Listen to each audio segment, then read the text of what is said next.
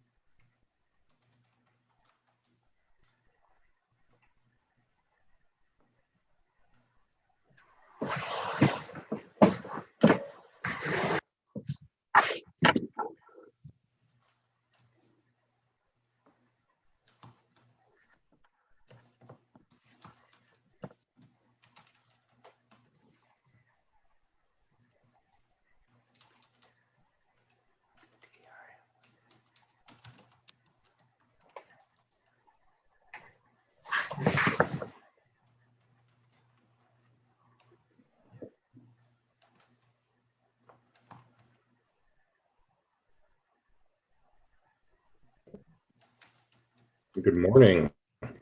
Morning. How are you? Fine.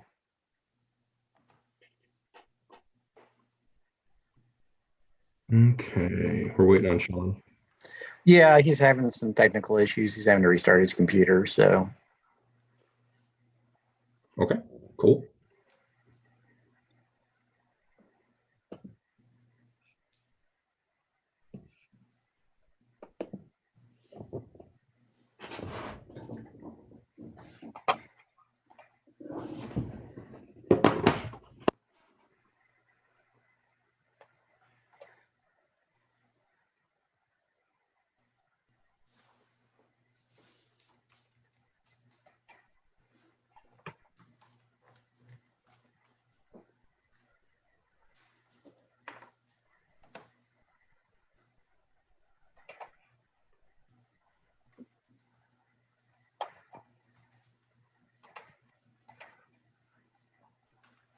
Mr.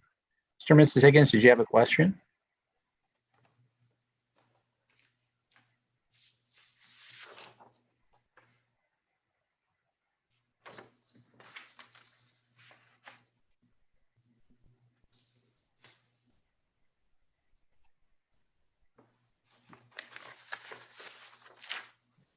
All right, I finally got it to log me in.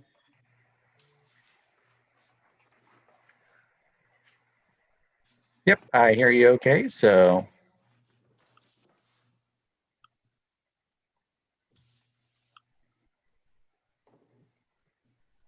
there we go.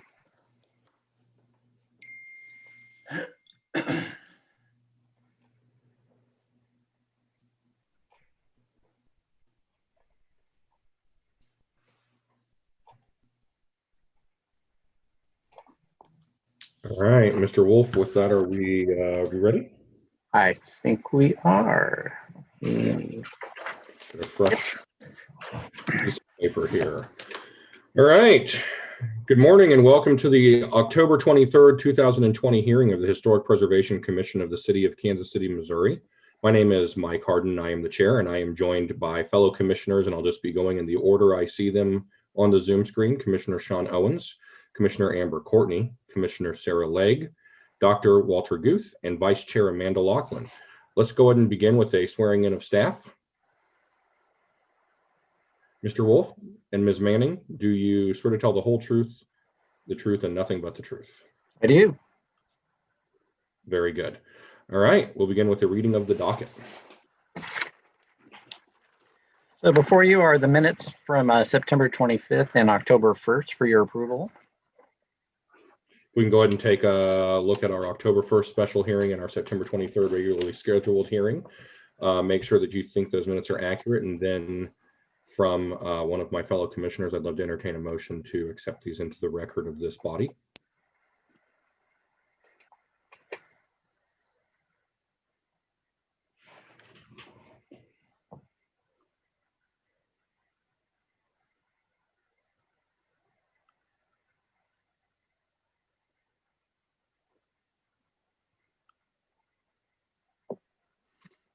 I move to accept the minutes. Thank you, Dr. Guth. Motion has been made by Dr. Guth. Is there a second? Second. All right, motion has been made by Dr. Guth and seconded by Commissioner Sean Owens to accept the minutes from both the September 23rd regularly scheduled hearing and the October 1st special hearing of this commission into our official record. Is there any discussion on this motion? Okay, hearing none, we will go by a roll call vote. Commissioner Owens, how do you vote? Aye. Dr. Guth, how do you vote? Dr. Guth, did you say aye? Aye, yes. Thank you. Commissioner Legg, how do you vote? Aye. Commissioner Courtney, how do you vote? Aye. And Vice Chair Laughlin, how do you vote? Aye. Very good. This motion passes and these are so accepted into the record. Mr. Wolf?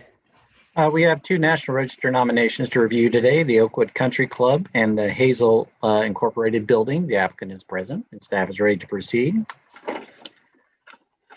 And then we had two administrative approvals for last month. And then under the regular certificates of appropriateness, the first case is CH-DR.2020-00074 413 Park Avenue. The applicant is present and staff is ready to proceed. Case number CH-DR-2020-00076 516 Olive Street. The applicant is present and staff is ready to proceed. Case number CH-DR-2020-00112 910 West 32nd Terrace. The applicant is present and staff is ready to proceed. Case number CH-DR-2020-00118 200 West 53rd Street. The applicant is present and staff is ready to proceed.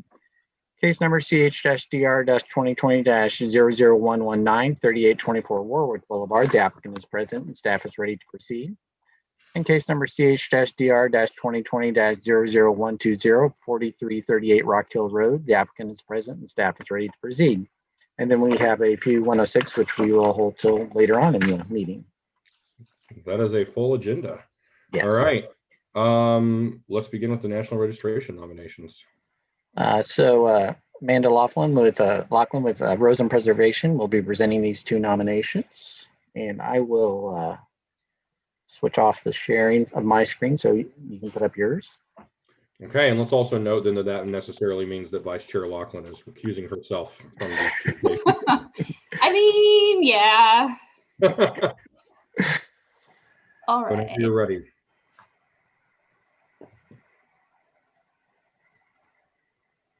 Can y'all see that? Mhm. All right. This is the Hazel Inc. building. Her name was, she changed it to sound like Hazel instead of Hazel. So that was when she was in college. But this is at 1224 Admiral Boulevard, just northeast of downtown Kansas City. So you can see the contextual map up there, just kind of locating where it is. And then at the bottom right is the actual site. So it's that building, and then there's a little parking lot to the side. Some of the quick facts about it are that it was actually constructed as a synagogue for Congregation Tifereth Israel in 1920. It remained a synagogue until about 1946 when the Kansas City School of Watchmaking purchased it. And at that time, the watchmaking school did some significant alterations on the interior, including filling in the sanctuary and installing a lot of interior partitions that had plaster and glass block. So that was pretty important because Hazel ended up using it when the company purchased the building in around 1957 to use it as their headquarters until Hazel retired in 1975. The property is locally significant under criterion B for its association with Hazel Hedges Rollins, who I'll get into in just a second. And then the period of significance for the building is associated with Hazel. So it would be from about circa 1958 when they were functioning in the building to 1975. And this is a photograph from 1940, the tax assessment picture showing the building in 1940. So here's Hazel. She was a marionette and puppet maker. She was actually her company was considered the largest single marionette maker in the world in 1962. And she was in this building when she gained that reputation. She was selling more products to South Africa at the end of the Depression than she did in Kansas City, Missouri itself. So she had an international reputation and distribution, and she stayed in Kansas City her entire life. The company started when she was about 25 years old, just out of school in 1934 during the Depression. She never really had a moment where it was like touch and go, even during the Depression. She did study under puppet master Tony Sarg for a summer before she started her business in New York City. And she had 4 patents, like herself. She patented, this is one of her first ones, the actual controls and how the marionettes work. And so we're looking at the Admiral Building as the best representative resource that is associated with Hazel. And we're saying it's significant for commerce because of her contribution to, or just her significance in the area of commerce. Looking at some of the other buildings that Hazel was stationed in, headquartered in Kansas City, the only one that's still standing was the Thayer Building on Broadway, and that is already listed in the National Register, but she started her company here. She hired some kids, some students from the Kansas City Art Institute to help her make the puppets. And they were here till about 1940 when they moved to a few blocks to the east at 107 West 8th Street. There's now a parking garage there. And then she moved to 901 to 905 West 10th Street in 1946. And there's a highway that goes right through that property now. And that was the reason she ended up having to move. And so they purchased the building on Admiral Boulevard and moved into that building. And that's where she remained. So a look at the building. It was a very warm summer day when we were there. So some of the facade is a little obscured, of course, as you can tell from the trees, but this is looking, the top left is looking northeast at the building. The bottom is the south elevation, and you can see some of that glass block in there, and that was installed when it became the School of Watchmaking. So we do know the glass block is a historic situation. Looking at the northwest elevation and then the rear elevation at the bottom left, or bottom right, excuse me. The interior is a little difficult. There was a lot of stuff in there, but from this photograph, this is the main foyer, and you see that the terrazzo flooring is still in there from when it was a synagogue. Back at the very back, you can see some of the light fixture from 1920.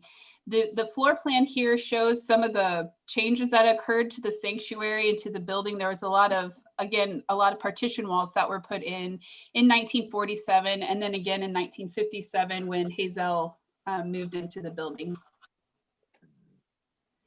These are just some of the interior photographs we found when the school was a watchmaking school. So this shows how the building was functioned. This is the sanctuary area.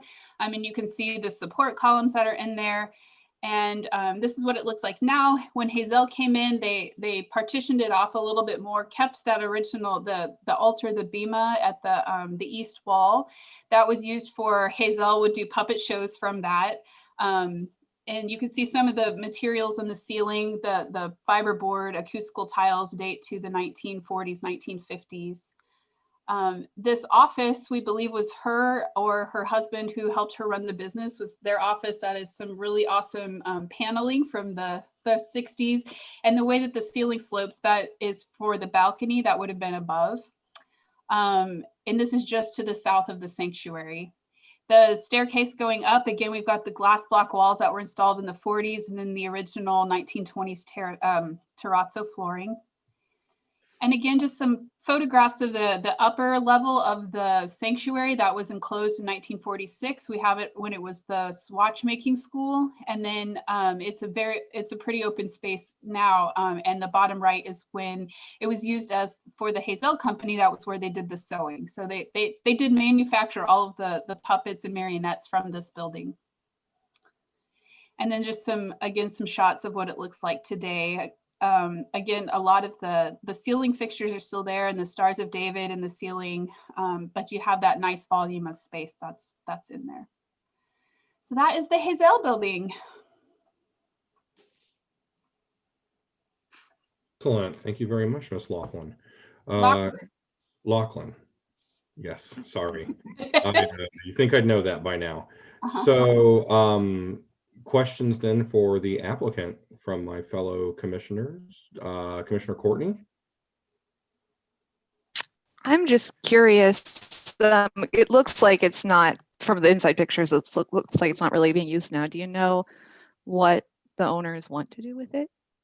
It's kind of up in the works right now. They were just seeing if it was eligible so that they could come up with a plan for what they want to do. But there is a plan to actually put it back into use. So.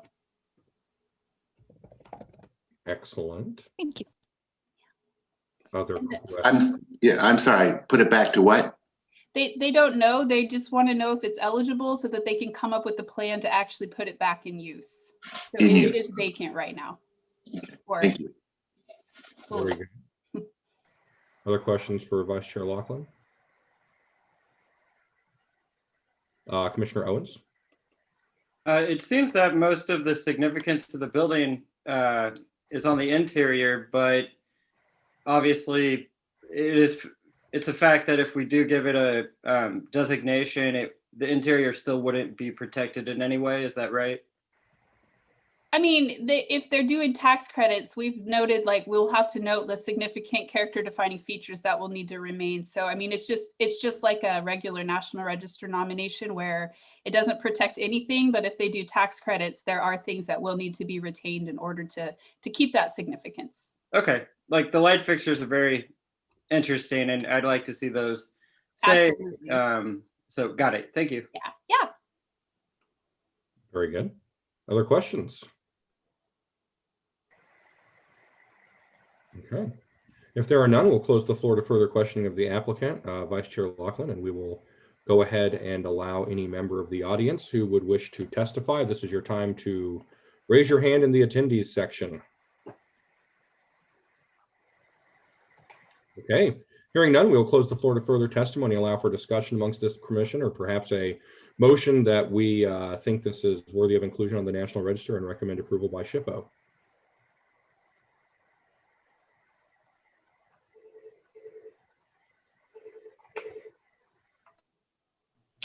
I will go ahead and make the recommendation that we include the Hazel building located 1224 Admiral Boulevard to the National Register, and that is eligible under criterion B for commerce for the direct association with marionette creator, innovator, and entrepreneur Hazel Hedges Rollins.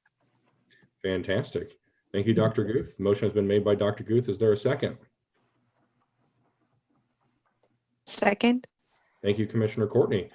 Motion has been made by Dr. Guth and seconded by Commissioner Courtney to recommend listing under criterion B for commerce in association with marionette maker for this building.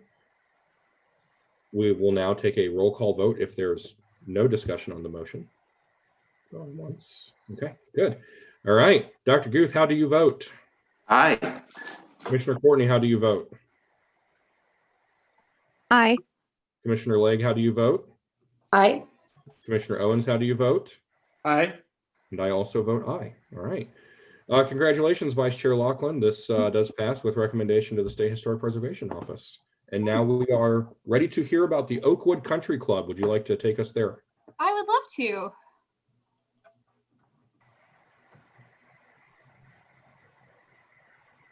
Can you guys see this one? Yes. Awesome. I was halfway through a presentation a couple weeks ago and they were like, we can't see anything. So I always want to ask. So this is the Oakwood Country Club. It's in South Kansas City, 9800 Grandview Road, kind of there where all of the Grandview Triangle or whatever they call that now is. This was outside the city limits when it was first constructed and established. And then in the 1960s, with all the annexations that occurred, the property was annexed into the city. It was established in 1912 as Kansas City's only Jewish country club. It was a golf course first. In 1912, there was the first 9 holes.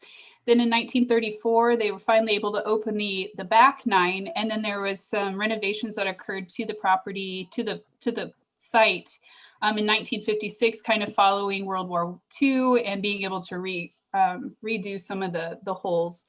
The clubhouse that we see here, this is an undated photo, but this clubhouse was built in 1930. It replaced an old farmhouse that had been on the site that they had been using. There was a large addition that was put on in 1956, and then a smaller addition with some changes to the interior in 1966.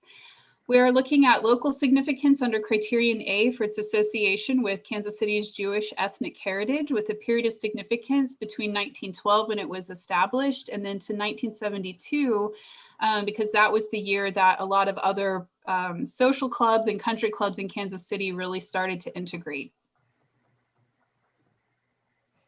So again, we're looking at significance for ethnic heritage, that a lot of the Jewish members of Kansas City were not allowed to join a bunch of the social or country clubs in the area. There were actual like exclusionary notices in a lot of the membership details. So this was established to kind of give the Jewish community a place to have recreation and to gather. It was the only Jewish country club in the Kansas City area. It was actually one of the first in Kansas City, one of the first golf clubs that was started. The Tudor Revival Clubhouse is really the focal point of the place. It's where you see when you first get there. But we're looking at a district that includes 5 contributing buildings, 3 non-contributing buildings, 2 sites, one of which is the golf course and the other is that lake that's there. We're looking at 6 contributing and 6 non-contributing structures, which would include some of the recreation facilities like the tennis courts and basketball courts and pool. So just some photographs of the building from, I don't remember which hole this is, but this is the golf course looking back towards the clubhouse and then looking south. Some of the photographs in the top left photo you see in the lake there, and then there's some of the pump house that we're looking at as contributing. This helped when they got irrigation on the grounds in the 1960s. Some more views of the holes. They use the natural terrain of the site. It's very hilly and obviously you can tell very wooded. And so when they laid out the course, they used the natural terrain of the site to put the course down. And the site's been maintained pretty intact. That there hasn't been major reconfigurations to holes. It's just been more upkeep over the years.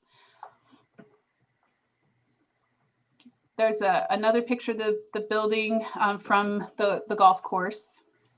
And so really when you're on the course and you're looking back towards the north, what you're really seeing is the clubhouse there.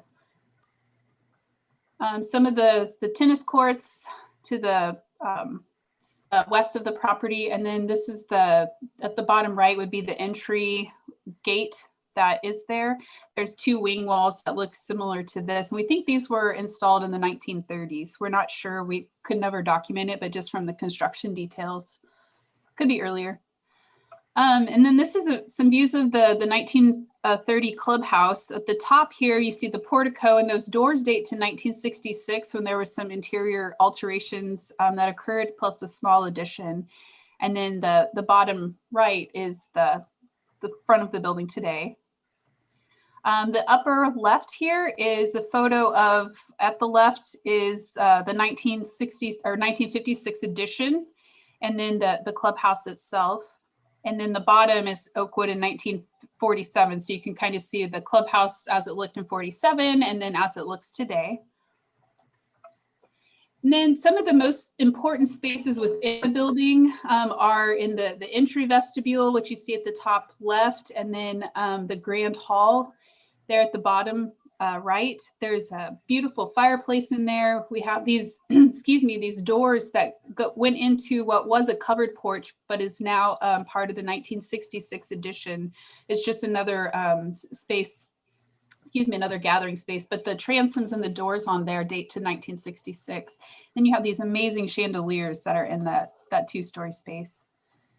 Then the grand dining hall. This is where a lot of the bar mitzvahs, formal dinners, holiday parties and the like were in this space here. And so we have a photo from 1938 showing an anniversary party that was there. There's a balcony that the orchestra used to play out of.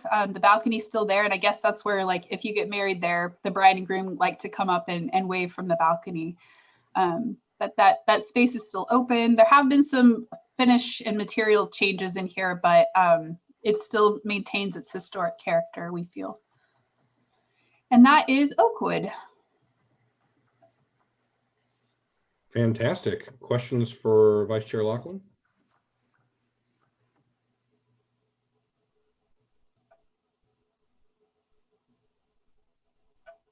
Okay. Hearing none, allow for any member of the audience who'd like to testify. Now is your time to do so. Okay, seeing none, we'll close the floor to further testimony and allow for discussion amongst the commission or perhaps a motion.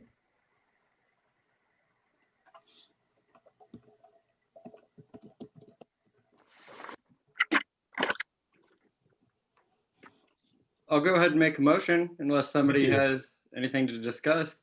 No, that would be great, Commissioner Owens. Thank you. Yeah. In the case of Oakwood Country Club at 9800 Grandview, I move that the commission recommend listing of this property under criterion A in the area for its Jewish ethnic heritage. I think that's it. Yeah, Was I missing? excellent. Yeah. Motion has been made. Is there a second? I'll second. Motion has been made by Commissioner Owens and seconded by Commissioner Legge to recommend listing of the State Historic Preservation Office for the Oakwood Country Club under criterion A for Jewish heritage. Is there any discussion on the motion? Okay, hearing none, we'll take a roll call vote. Dr. Guth, how do you vote? Aye. Commissioner Courtney, how do you vote? Aye. Commissioner Legge, how do you vote? Aye. And Commissioner Owens, how do you vote? Aye. And I vote aye. By a vote of 5-0, this does indeed pass. Congratulations, Ms. Lachlan. Thank These are you. both recommended to the State Historic Preservation Office. And I will actually be missing the November meeting because it is the same day of the November Missouri Preservation Board. So I'll be presenting those at that state board for that reason. So. Excellent. Good luck. Thanks. All right. We will welcome back Amanda Lachlan to the decorum as Vice Chair Lachlan. And now we will proceed. Mr. Wolf, I suppose I'm ready to call case number CH-DR-2020-00074 concerning 413 Park Avenue. Yes. And we have Ms. Hernandez Davis is here for that meeting. So we do have a quorum for this. It's Hardin, Courtney, Guth, Lachlan, and Owens. So Commissioner Legge is not on this quorum, just to note. In this case, we have exhibits A through T for the record. All right. Very good. Do we first need to swear in the applicant? Yes. Okay. Very good. Ms. Hernandez Davis, good morning. Good morning. Will you please state your name and address for the record? Yes, my name is Ana Hernandez Davis, and I live on 413 Park Avenue. Fantastic. Will you please raise your right hand for the oath? Do you swear to tell the truth, the whole truth, and nothing but the truth? I do. Very good. Mr. Wolf, the staff report lists exhibits A through T for the record. Are there any new exhibits? There are no new exhibits. Very good. Amongst my fellow commissioners, is there any opposition to admitting exhibits A through T for the record? Hearing none, they are so admitted, and we will proceed with the staff report. Mr. Wolf. At the August 28th meeting, the commission continued the case to allow the applicant to get more information on the proposed windows and storefront construction to present to the commission. So it is a former commercial building. Now it's used as a house.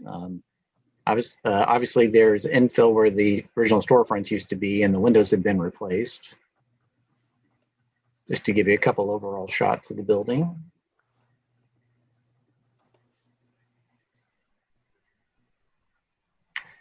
The idea, even though it's not going to match the 1940 photograph, is to kind of give the same feeling of that open storefront from the 1940 photograph. So the applicant is proposing, I said, to install a series of paired double hung windows with transoms above. In particular, the commission was wanting some more detail on how the windows were, the particular type of windows and how they're joined together. So the applicant actually, and this is a correction to the staff report, these are actually aluminum clad Pella windows the applicant decided to pursue. There'll be 1/1 double hung, so there'll be no grids in them. And the base will be paired. This is an example of kind of a typical pairing of windows. As you can see here in between, it's a relatively small rail in between with a clear transom above. Then the applicant is proposing to do some simple awnings above the existing windows. There'll be a 23-inch skirt wall made of wood and painted in the proposed color scheme. And then a full view clear door, a glass door with full lights and full side lights. The applicant did want to revisit painting the exterior of the brick. He submitted these additional photographs with some close-ups, noting that there actually has been previous painting of the brick in various spots.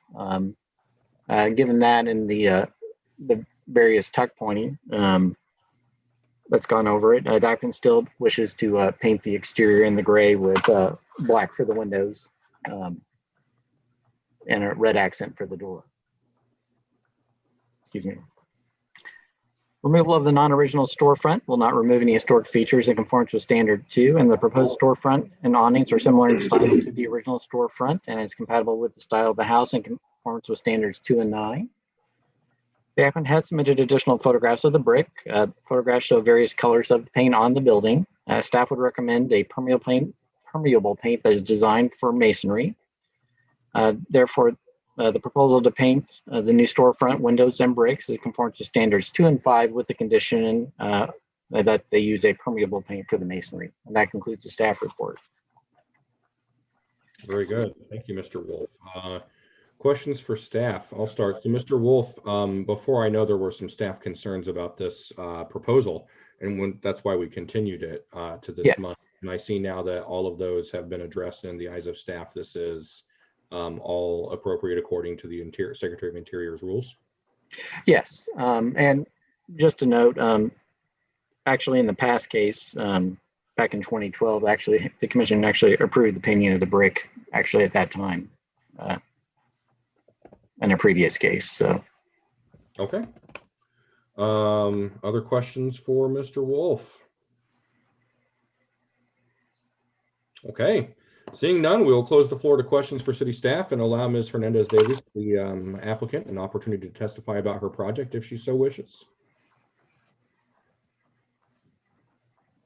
Well, first I need to apologize because I'm not very familiar with the case. My husband is working and I mean, I don't know the details. So Mr. Wolf really explained it perfect the way my husband did to me, basically.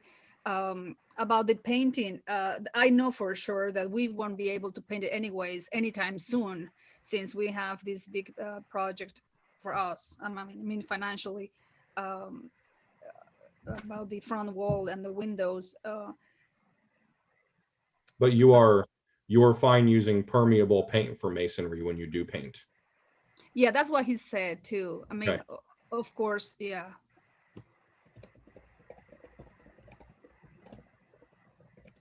Excellent.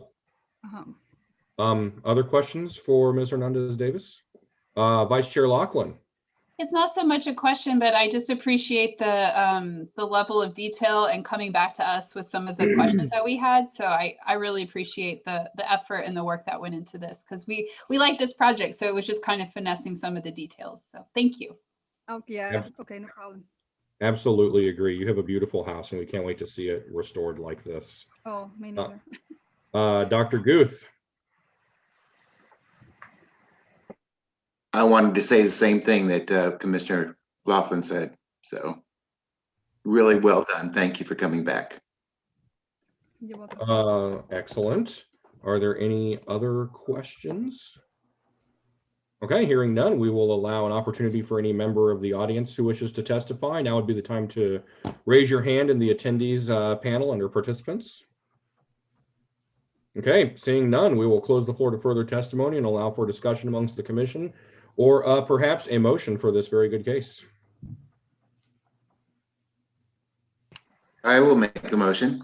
I think Commissioner Owens had his hand raised. Dr. Guth, if you want a second. Commissioner Owens? Sorry, Dr. Guth. Yes. I'll go ahead and make this one. I'll let you get the next.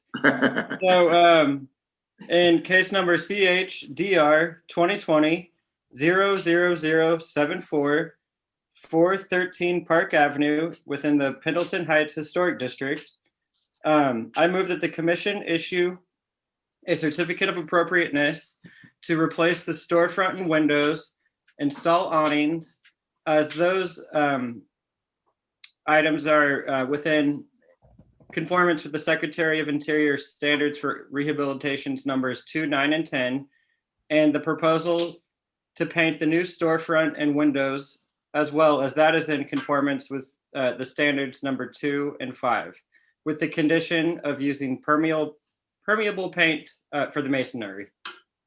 Very good. Excellent. Thank you, Commissioner Owens. Is there a second? Dr. Second. Guth? Excellent. Motion has been made by Commissioner Owens and seconded by Dr. Guth. Is there any discussion on this motion? Okay, hearing none, we will do a roll call vote. Dr. Guth, I see you first. How do you vote? Aye. Commissioner Owens, how do you vote? Aye. Vice Chair Lachlan, how do you vote? Aye. Commissioner Legge, how do you vote? Oh, Commissioner Legge's not on this. No. That is right. Commissioner Courtney, how do you vote? Aye. And I also vote aye by a vote of 5-0. Ms. Hernandez Davis, this does pass. Very good luck with your project and thank you for your stewardship. Thanks to you guys. Take care. All right, Mr. Wolf, we're now ready to call case number CH-DR-2020-00076 concerning 516 Olive Street in the Pendleton Heights Historic District. Yes, Mr. Lowen is here. The applicant is present. Okay. Good morning, Mr. Lowen. Hey, good morning. Will you please state your name and address for the record? Andrew Lowen, 516 Olive Street. Very good. Please raise your right hand for the oath.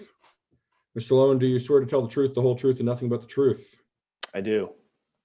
Mr. Wolf, the staff report, our exhibits are A through T. Through what? V, you said? T. T. Is in Tom. So, Yes, sorry. All right. Is there any opposition to admitting exhibits? Are there any new exhibits for the record? Let's ask. there are no new exhibits. Excellent. Is there any opposition to admitting exhibits A through T for the record from my fellow commissioners? Hearing none, they are so admitted and we will proceed with the staff report. Mr. Chair, if I can interject real quickly, just to note for the record, we do have a quorum on this. Yes, Case and two. Commissioner Legge is not on this quorum. All right, thank you. Yes, ma'am.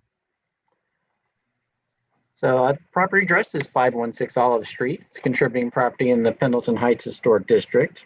And at the August 23rd meeting, the commission approved the demolition of the existing porch and continued the portion to construct a porch to allow applicant more time to provide additional details. So This was the existing porch in the 1940 photograph.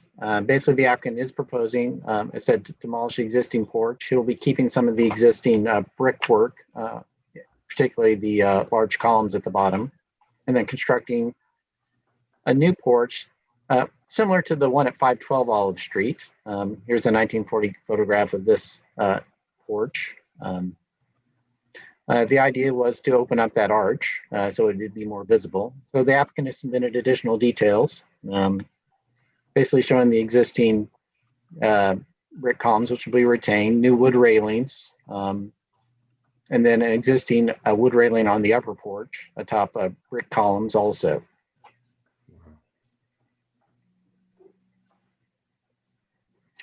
There were two options looking at for the porch. But the existing, the porch railing design, specifically the one on the left is the one the applicant prefers for all of it. It's a code height railing, which is a series of 2x2s with a 2x4 and a 1x6 to give it kind of more of a historic look. The other option, maybe for the second story, would be to do a shorter wood railing with a pipe railing on top. Basically, that would get it closer to the historic height of the porch. As opposed to be a 30-inch railing on the upper porch, basically located up here on the second story. It would give at least a closer appearance to an older railing height.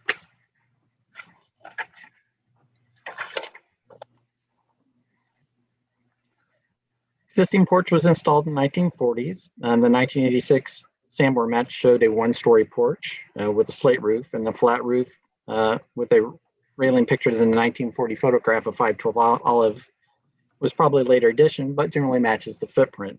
Therefore, the proposed porch is appropriate to the style of the dwelling and can be removed in the future without harming the integrity of the property and conforms to standards 2, 9, and 10.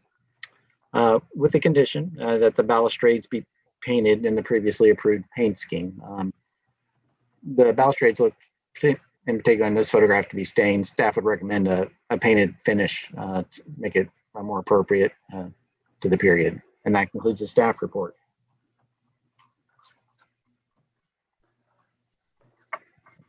Sorry, I have to actually mute myself first. Very good. Thank you, Mr. Wolf. Questions for staff. I have one quick question. Mr. Wolf, what in the interpretation of staff would be a more appropriate paint scheme? No, it's mostly for the railings. Okay.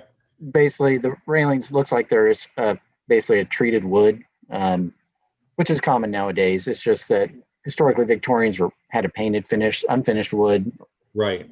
Generally, and that's sorry, and that's what I meant. It could be a color could be either the darker trim color or maybe the off-white color that highlights the arch. So one of those two colors would be fine. Excellent. Thank you, Mr. Wolf. Commissioner Owens, and then Vice Chair Laughlin. A couple questions. I don't remember, maybe I missed it. I don't remember this color scheme being presented, the white paint. And I didn't know if, it looks like it's already done, but I didn't know if that was part of our consideration. That was sent out through an administrative approval before the commission meeting. Yeah. Read that one. I'm sorry. Okay. And it appears the window's getting larger under the arch. Is that correct? Or is that just a rendering trick? I think it's just a rendering. He didn't actually apply for that as part of this app. In this application. Then we're going to have some sort of railing bordering the staircase, and I was wondering what the design for that might be. There is an existing railing system there. You did mention you might follow up with the applicant and see if he plans to just rehab the existing railing or. Okay, maybe they just didn't bother rendering it. Okay, got it. Thank you. Very good. Other questions for staff? Okay, if not, Mr. Wolf, thank you very much. Allow an opportunity now for the applicant, Mr. Lowen, to testify. Yeah, so we are planning on painting the railing. It just wasn't done in the, obviously in the render. And the colors that we got approved our plan is to do it in the trim color, which is, I think it's called Grant Beige. So we do have a plan to paint those. The railing on the stairs, we don't want it to be this, what you see in this photo. I think we were hoping it to be like a pipe railing on one side. Not sure what is more historically accurate, I guess. Maybe, well, I think in the 1940s photo that maybe there wasn't even one there, but we were hoping to maybe do like a pipe railing there instead of what you see there now. And so, yeah. And I think I had a question too about the railings. The one that would be more close to historically accurate, what are the height of those? Basically, that second version will still be a 30-inch height, so it'd be a code height. Okay. It's just that basically the wood part would be 4 inches shorter with a pipe rail above it to meet the code height. Basically, just reduces the impact of a wood railing, but still meet code height. It's kind of a compromise between the two. Okay. So, and code height is 30 inches for? Yeah. Okay. Gotcha. Yeah, so I think in terms of adding that pipe railing, we like that better than adding something behind the railing, which we saw some photos of. And so that's what our plan would be to get it up to code. So yeah, that's all. Excellent. Questions for Mr. Lowen? Mr. Wolf, would a pipe railing be appropriate? Yeah, we've approved these a couple times. It's just kind of a balance and a way to meet code height, but reduce the visual impact of a taller wood railing.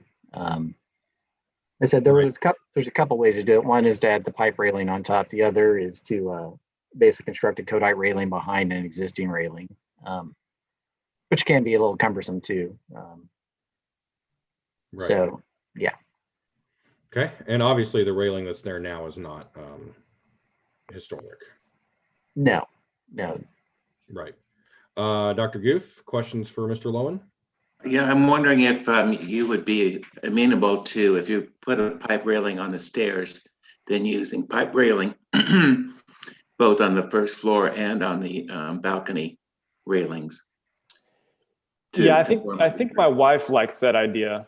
I wasn't too excited about it, but I think she does, because we wanted to do the pipe railing on the stairs, and so she was like, "Yeah, it'd be cool to do it on both railings on the first and second floor." And so, yeah, we would for sure be up for that.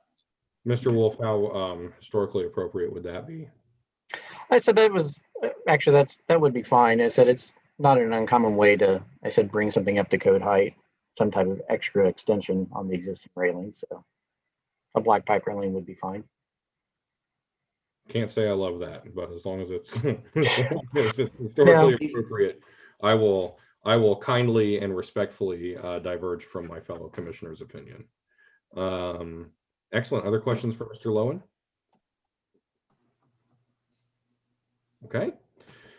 Hearing none, we'll go ahead and close the floor to further testimony from the applicant and allow for any members of the audience who'd like to participate in the attendees panel. Now is the time to do so by raising your hand in the participant panel. Going once. Okay, sold. All right, we will now close the floor to further testimony, noting that no one from the audience wishes to testify. Allow for an opportunity for discussion amongst the commission and a motion. So, Mr. Wolf, I don't know, as long as you're comfortable with it, I'd be fine, my fellow commissioners, with us allowing the option of a metal pipe railing to be worked with staff between the applicant and Mr. Wolf. Are you okay with that, Mr. Wolf? Yes, that'd be fine. Excellent. Fellow commissioners, any other discussion? Okay, perhaps a motion.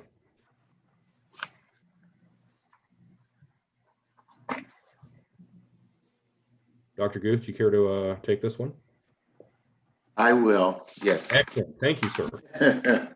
In the case of number CHDR 2020-0007, 516 Olive Street in the Pendleton Heights Historic District, I move that the commission issue a certificate of appropriateness to remove the front porch, construct a front porch, well, let's see, to construct a front porch that is in conformance with the Secretary of the Interior standards for rehabilitation number 2, 9, and 10, with the condition that the balustrade be painted in the previously approved paint scheme, and with the condition that the owner work out with the staff how those balustrades are going to be in conformance, how the balustrades and railing up the stairs are going to be in conformance with current code. Excellent. Motion has been made. Can I grab a second? Commissioner Owens. Second. Very good. Motion has been made and seconded by Dr. Guth and Commissioner Owens. Is there any discussion amongst my fellow commissioners about this motion? Hearing none, we will roll call vote in the order I see you. Commissioner Owens, how do you vote? Aye. Dr. Guth, how do you vote? Aye. Commissioner Courtney, how do you vote? Aye. And Vice Chair Laughlin, how do you vote? Aye. Very good. And I also vote aye by a vote of 5-0. This does indeed pass. Mr. Lowen, thank you for your stewardship of this beautiful house. We can't wait to see what happens with it. And very good luck with your project. All right, thanks, guys. Be well. All right. Commissioners, is anybody needing a 5-minute break or should we power through? Can we take a break? Yes, I was hoping someone would say that. So I'm going to go ahead and call a 5-minute recess and we'll reassemble at 10:05. Okay. That's good. Thank you. Very good.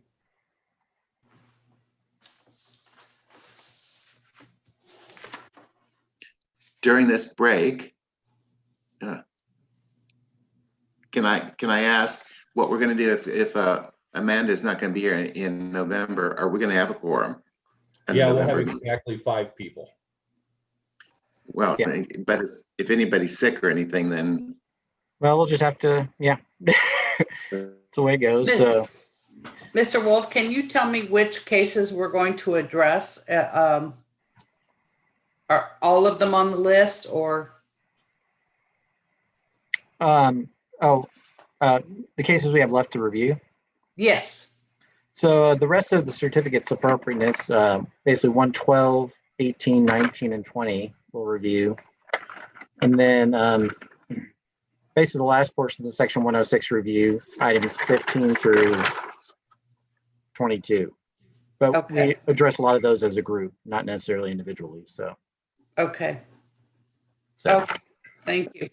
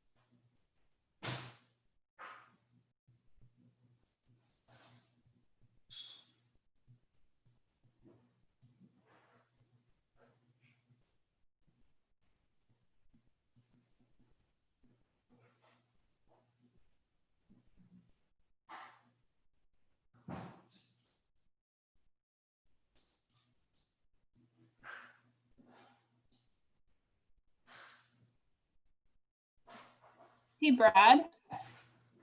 On the 20th, I'm the first two nominations on the agenda, and it starts at, I think, 10. So if we needed to, could we push the HPC meeting further back, or? Yeah, work around potentially. that? Yeah. Okay. Yeah, we can be a little flexible. See, If there's not a quorum, or if mine not being there would make it. Yeah. Yeah, I No, don't it's- work around me, but yeah, I could pop in. no, that's not a problem. We can be a little flexible on that if we need to. So, Okay. Day of Zoom meetings, yay. I may have just missed this, but were we talking about maybe just pushing back the November 20th meeting? Yeah, just the start time. Yeah, to like 1 p.m.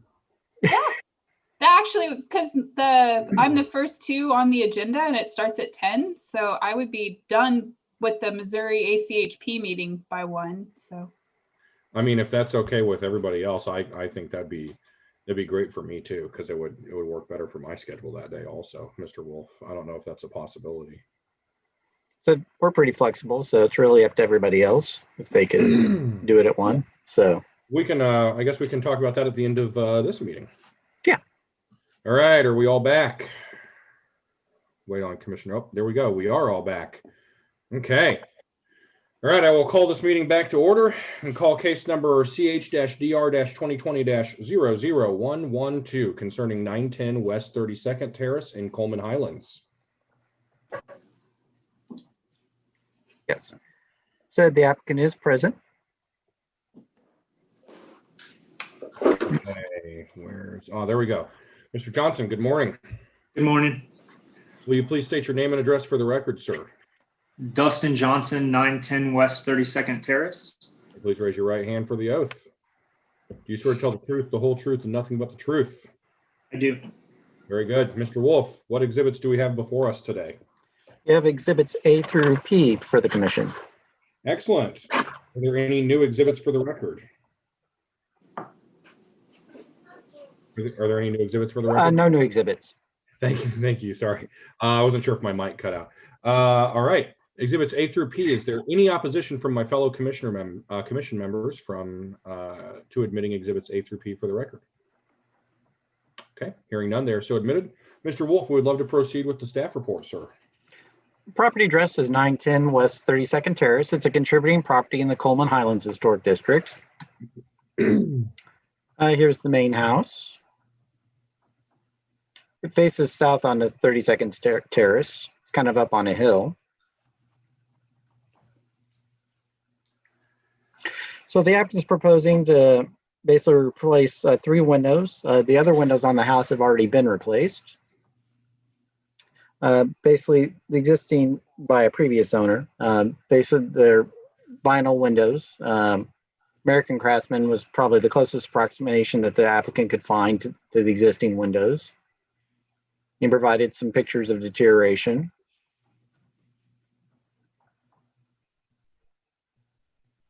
And the general said American Craftsman window would match the existing replacement windows.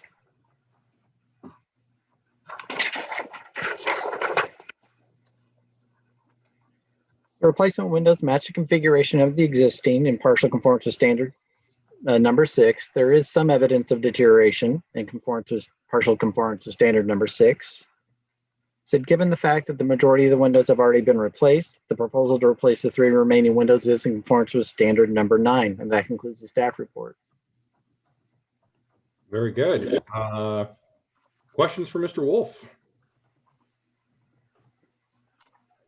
Okay. Hearing none. Mr. Johnson, I'd like to give you a chance to testify about your project. I will say this is an absolutely beautiful home, and it's obvious from the pictures that you take great care to be a good steward of your historic property. Thank you so much. I appreciate the commission's consideration. My name is Dustin Johnson, along with my wife, Kelsey. I'm the homeowner. We also have 2 children, Amalia and Thatcher. We do feel very fortunate that we were able to get this home and love the neighborhood. I appreciate Brad and the rest of the staff's support of our project. And I just want to reiterate that, not ideal situation. I'm sorry if you can hear my kids talking in the background. Not an ideal situation in that the majority of the windows were replaced when we purchased the home. I don't want to speak disparagingly about the prior owners because we, again, feel very fortunate that they sold us the home, but we're kind of stuck in a unique situation in that the majority of the windows have already been replaced. If they weren't, obviously the calculus for at least us, and I assume the commission might change a little bit. The only other thing I'll add is that we did request and were able to receive approval from the neighborhood association, which I think is included in one of the exhibits. I don't recall which one. Other than that, I appreciate again your consideration. I'm happy to answer any questions you might have. Excellent, Mr. Johnson. Thank you, sir. Okay. Questions for Mr. Johnson? I have none. Dr. Guth.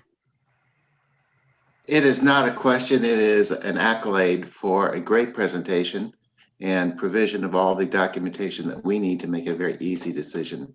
So I want to thank you for your work with the staff in making our job easy. Absolutely agree. Mr. Johnson, yeah, it's just very obvious that you guys are passionate about this house and that you take such good care of it. So we want to absolutely thank you for your detail on this as well as your stewardship. Vice Chair Laughlin. Hi, I'm the window person. I had a couple of questions. I'm assuming that the new muttons that are going to be put in this window are going to be between the glass instead of external. And I was curious, I think I might have missed that in the presentation, how the muttons will be constructed on there. They are between the glass. Yeah, they match the existing. Mr. Johnson can kind of reiterate that, but I assume they're matching the existing ones. So. Yes, that's the case. I'm not a window expert, so thank you so much, Brad. But yeah, that's the case. And you can see it. The top two windows have been replaced. It's certainly our intent to keep things as close as we can to what is currently there. Unfortunately, I don't think that the exterior muttons, if that's what they're called, are an option. It's certainly something we'd be happy to look into if it is, but the ones that are currently in there do have kind of the interior muttons. Is there any chance that you would be willing to keep these windows, the existing ones, on site, like maybe store them in the attic?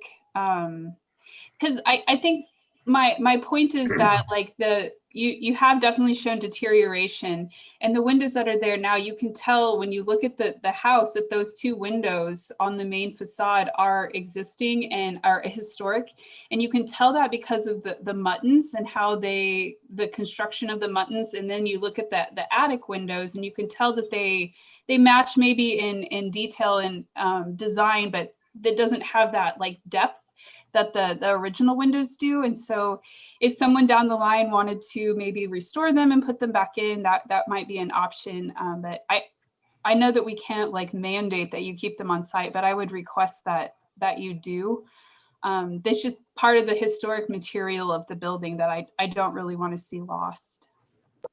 Yeah, my intent with the old windows, there was a gentleman in our neighborhood who you all probably know, and I'm just completely blanking on his name, that did a window restoration. And my intent was to reach out to him to see if they could either be used in another home, because I would hate to see them go to waste. But, obviously I'm happy to keep them on site here and keep them in good care. I'm more than happy to do that. So. And I think, I'm sorry, I'm just continue to talk. I think No, it's okay.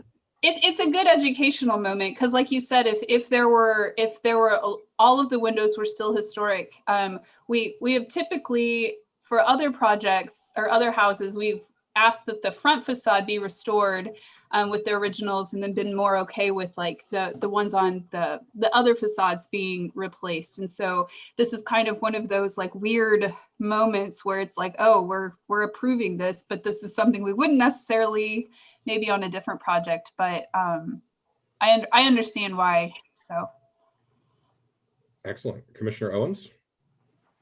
I just wanted to echo some of Commissioner Laughlin's or Vice Chair Laughlin's concerns, and I do want to comment, those two windows that are going to be replaced if we approve this are probably two most prominent on the house. And I will be a little sad to see the more flat profile go up, but I do appreciate they'll at least have some semi-divided lights, not in true form, but if there was any way to get exterior, put the grills, or sorry, the muntins on the outside of the glass, I think that would go a long way in preserving the historic look of the home. But I mean, of course, keeping the original windows would achieve that the best, but I do understand the deterioration, and this is a different type of case, as most of the windows, as you pointed out, have already been replaced. But I just wanted to voice some concerns. Excellent. Thank you, Commissioner Owens. Questions for Mr. Johnson? Okay, hearing none, we'll ask if there's any member of the audience who would like to testify.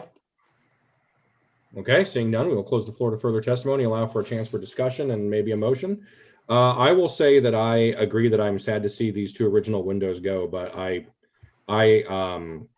have absolutely no problems with the case as is. It's obvious that most of this was already done well ahead of Mr. Johnson, and those windows are in very, very bad shape.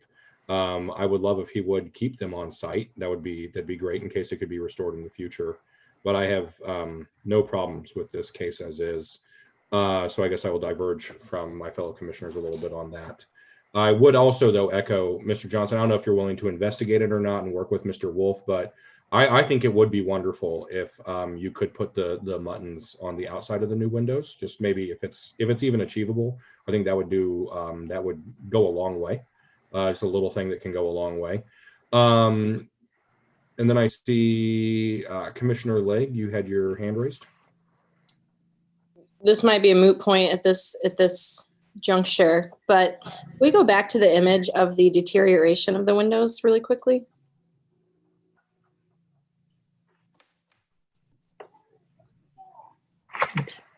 Excuse me.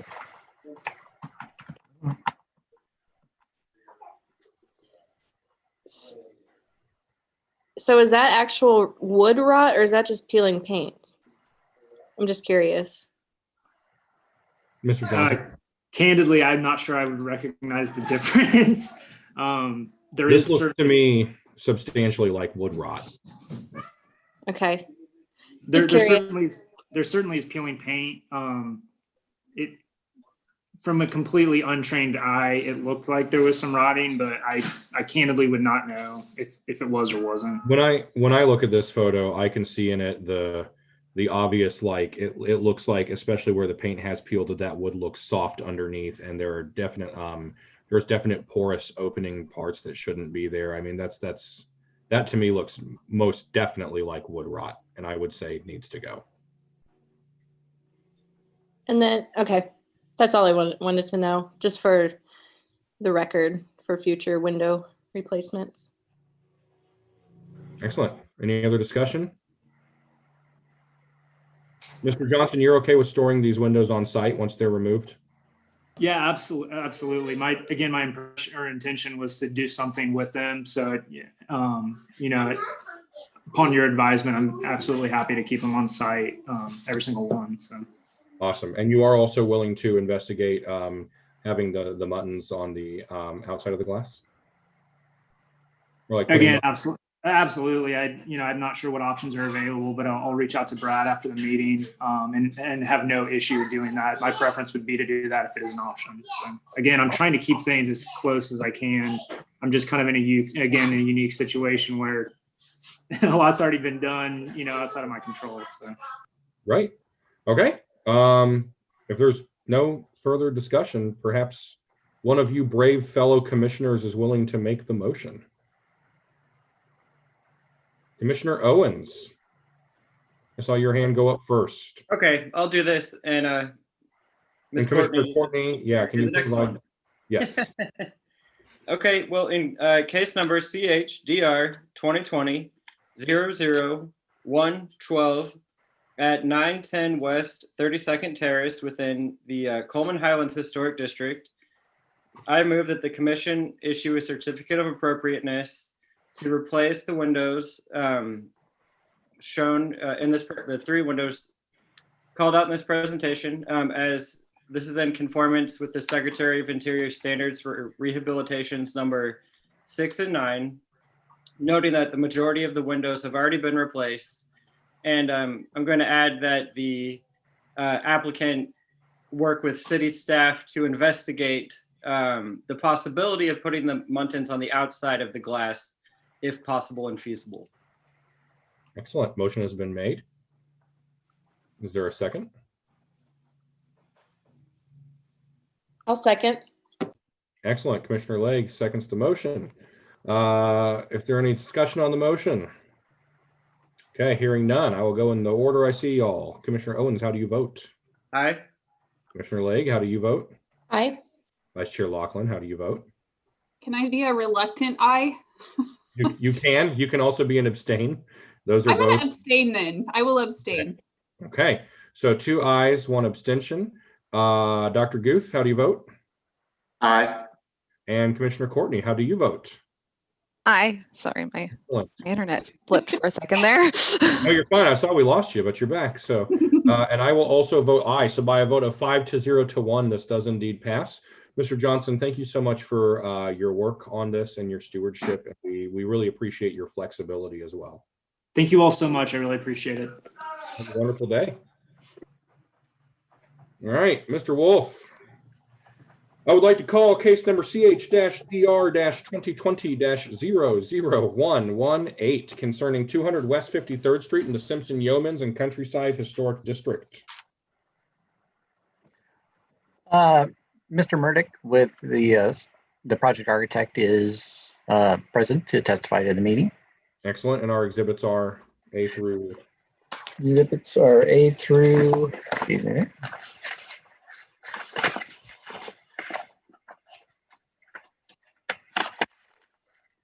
A through O. Excellent. Mr. Murdoch, good morning and welcome. Good morning. Thank you. Will you please state your name and address for the record? My name is Mark Murdoch. I'm with Sullivan Palmer Architects representing the owners Jamie and Nicole Dingley, and I live at 8116 Mercer Street, Kansas City, Missouri. Very good. Mr. Murdoch, will you please raise your right hand for the oath? Will do. Sir, do you swear to tell the truth, the whole truth, and nothing but the truth? Yes, I do. Very good. Mr. Wolf, the staff report lists exhibits A through O. Are there any new exhibits for the record? There are no new exhibits. All right, very good. As fellow commissioners, is there any opposition to admitting said exhibits? Hearing none, they are so admitted. And Mr. Wolf, we are ready for that staff report. Property address is 200 West 53rd Street. It's a contributing property to the Simpson Yeomans Countryside Historic District. It's a prairie style house. This is the main facade facing 53rd Street, kind of going around the corner to Wyandotte. So this is the Wyandotte side of the property where you have an existing driveway. And the arrow shows basically the project location. We're basically proposing to construct a 500 square foot carriage house, is what's noted on here, at the northwest corner of the property. This is the basic footprints.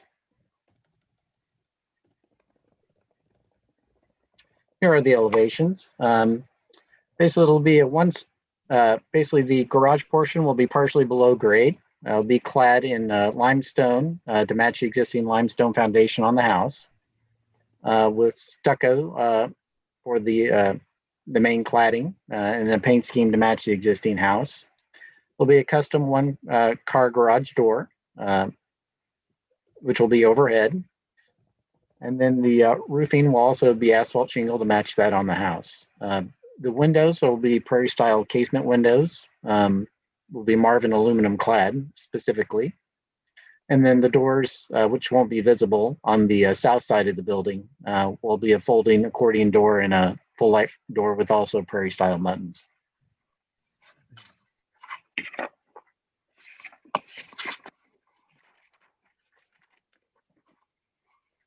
Proposed carriage house will be located in the rear north yard at the west corner, minimizing its visibility from the street. Given that the garage will be below grade. The structure will be secondary in mass and scale to the dwelling.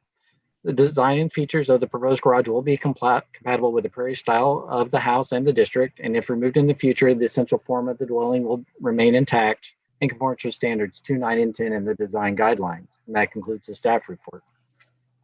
Very good. Questions for Mr. Wolf? Commissioner Owens. So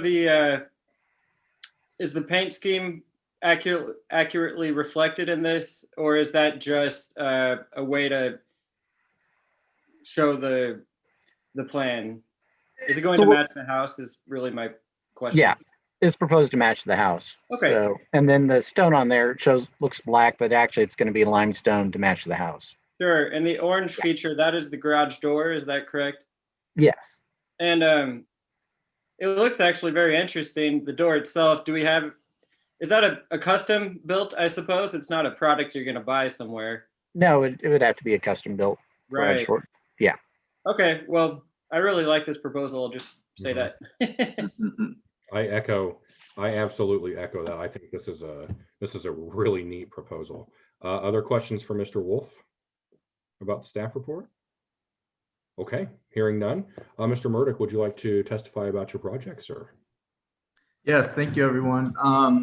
Yeah, we're proud of this and proud to represent the homeowners with their vision and wanting to maintain the integrity of the historic district and such. I do have to apologize.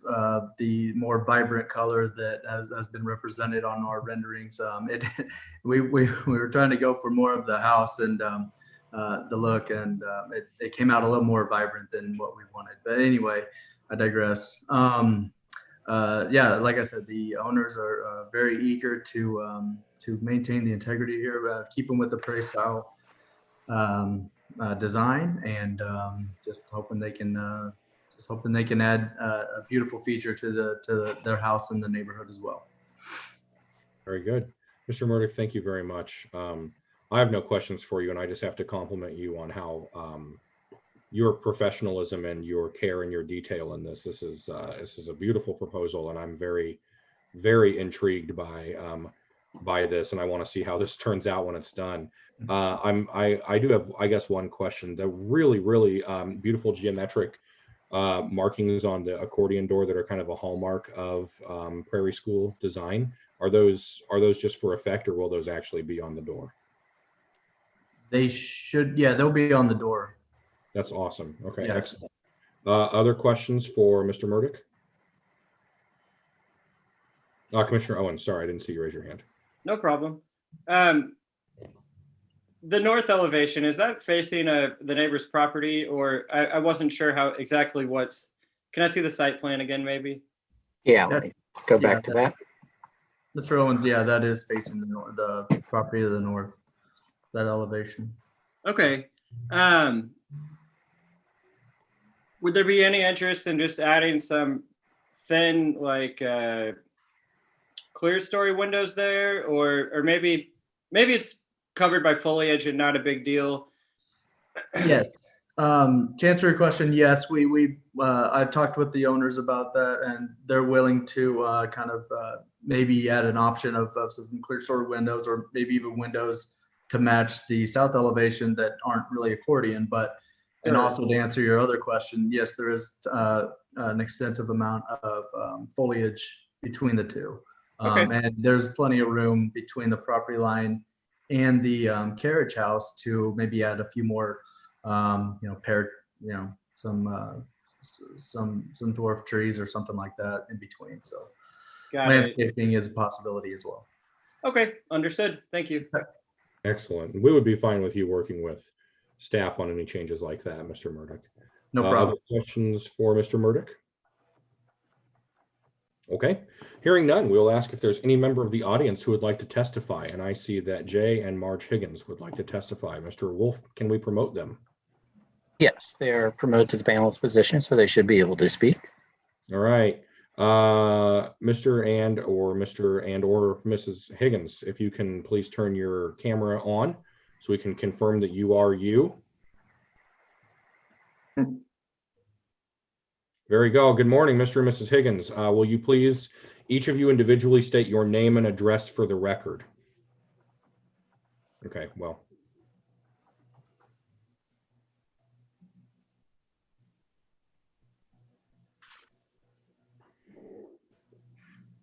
Mr.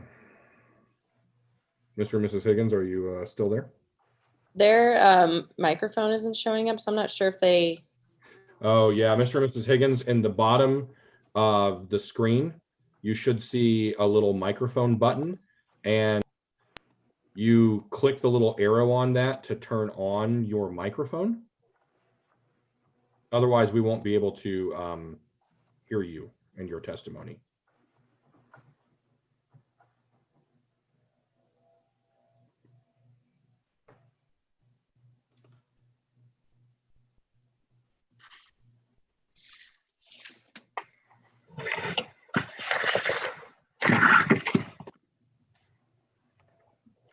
Brad, are you able to do it for them as a host? You can't. They're actually not. You're able to mute and unmute, but someone has to actually join with audio. Yeah, there's actually no. Yeah, they're not. They're unmuted. So, Mr. Higgins, if you can't get your audio to work, if you want to call my phone number, it's 513-2901. I can probably patch you at least your audio through here. 2901, Mr. Wolf? Yeah, 513-2901.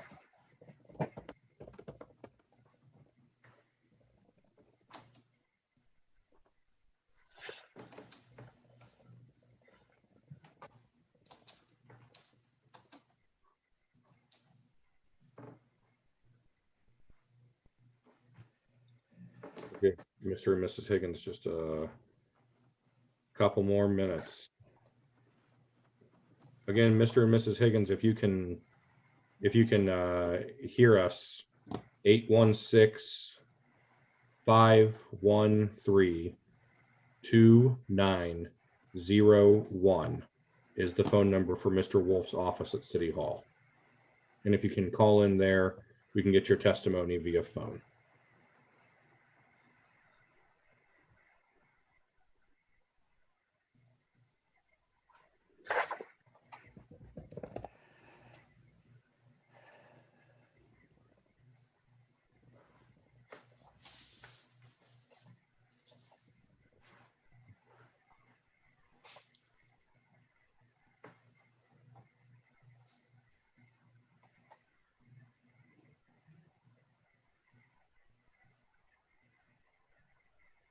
Okay, we can see you.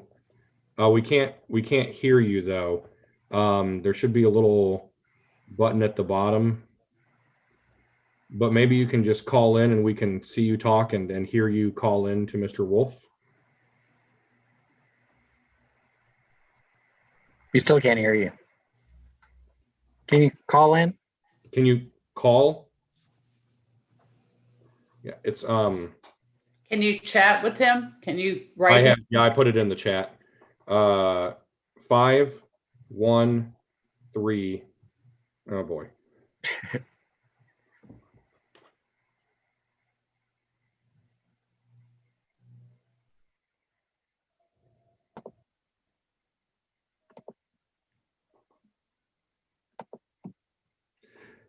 Mr. Wolf, is it possible for you to add a slide really quick and put your phone number on there and ask them to dial in? I can try that.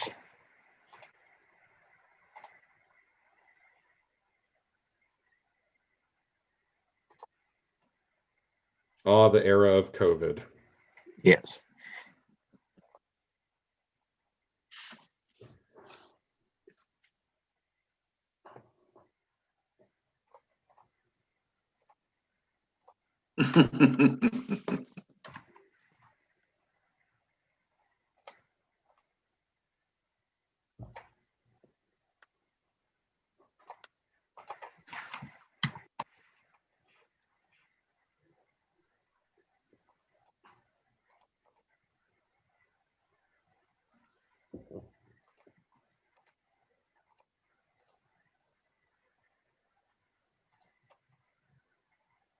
I think we're almost there.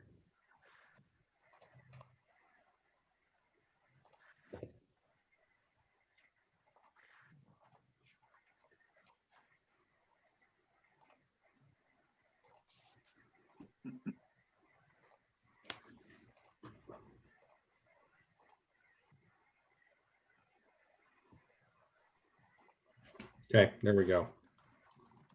I think they're going to call.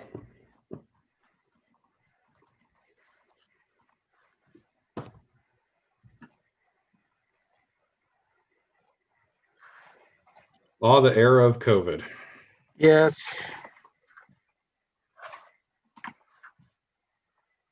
Goes to voicemail, Mr. Wolf.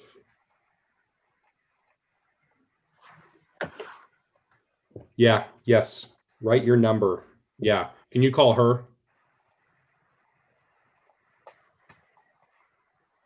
Okay. Mr. Wolf, 509-332.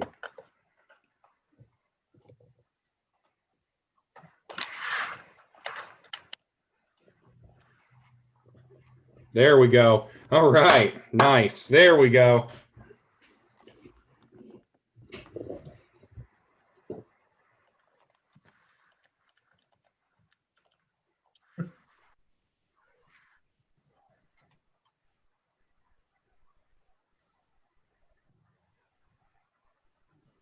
Yes, I'm here. Hold on one second. All right.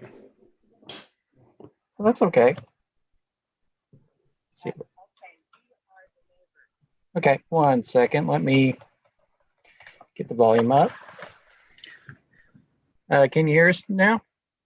Yeah, I can hear you on the phone. Excellent. Okay, I think we got you connected now. So, good morning, Mr. and Mrs. Higgins. Can you hear me? Directly on the north side of the property. Oh yeah, hold on 1 second. 1 second. We need to swear you in real quick. Mr. and Mrs. Higgins, can you hear me? Yes, they can. Okay. Will you please raise your right hands for the oath?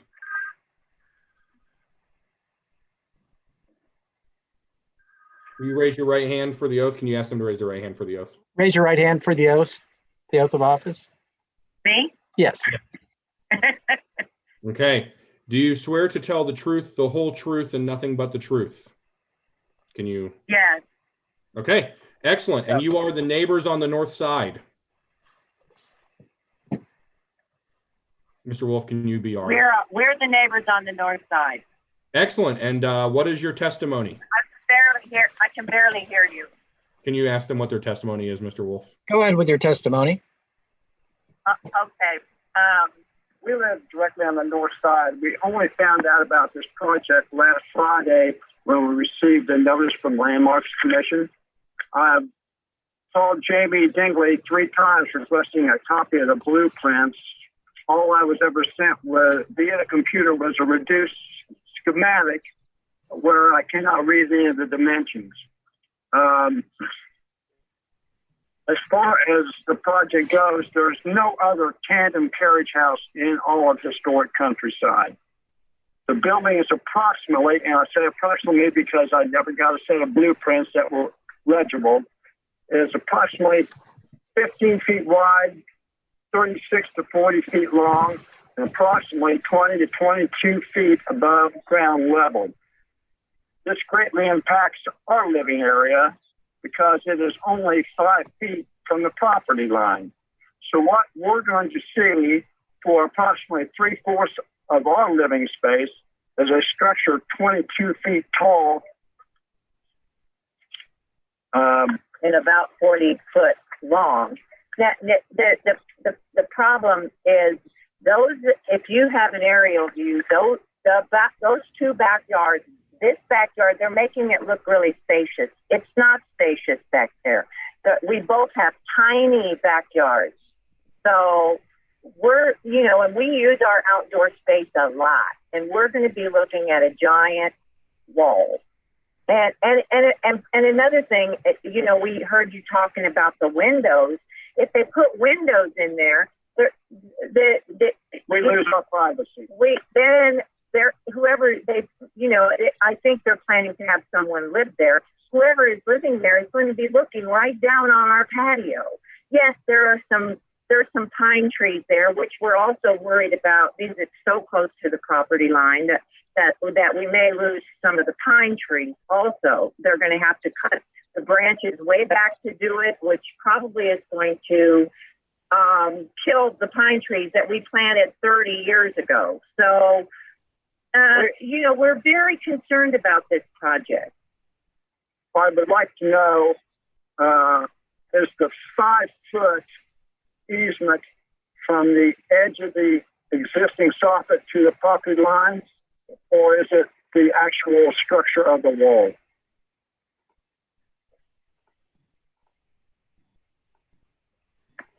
Mr. Wolf, is that something? Hello? Yeah, that might be something the architect can talk to a little bit.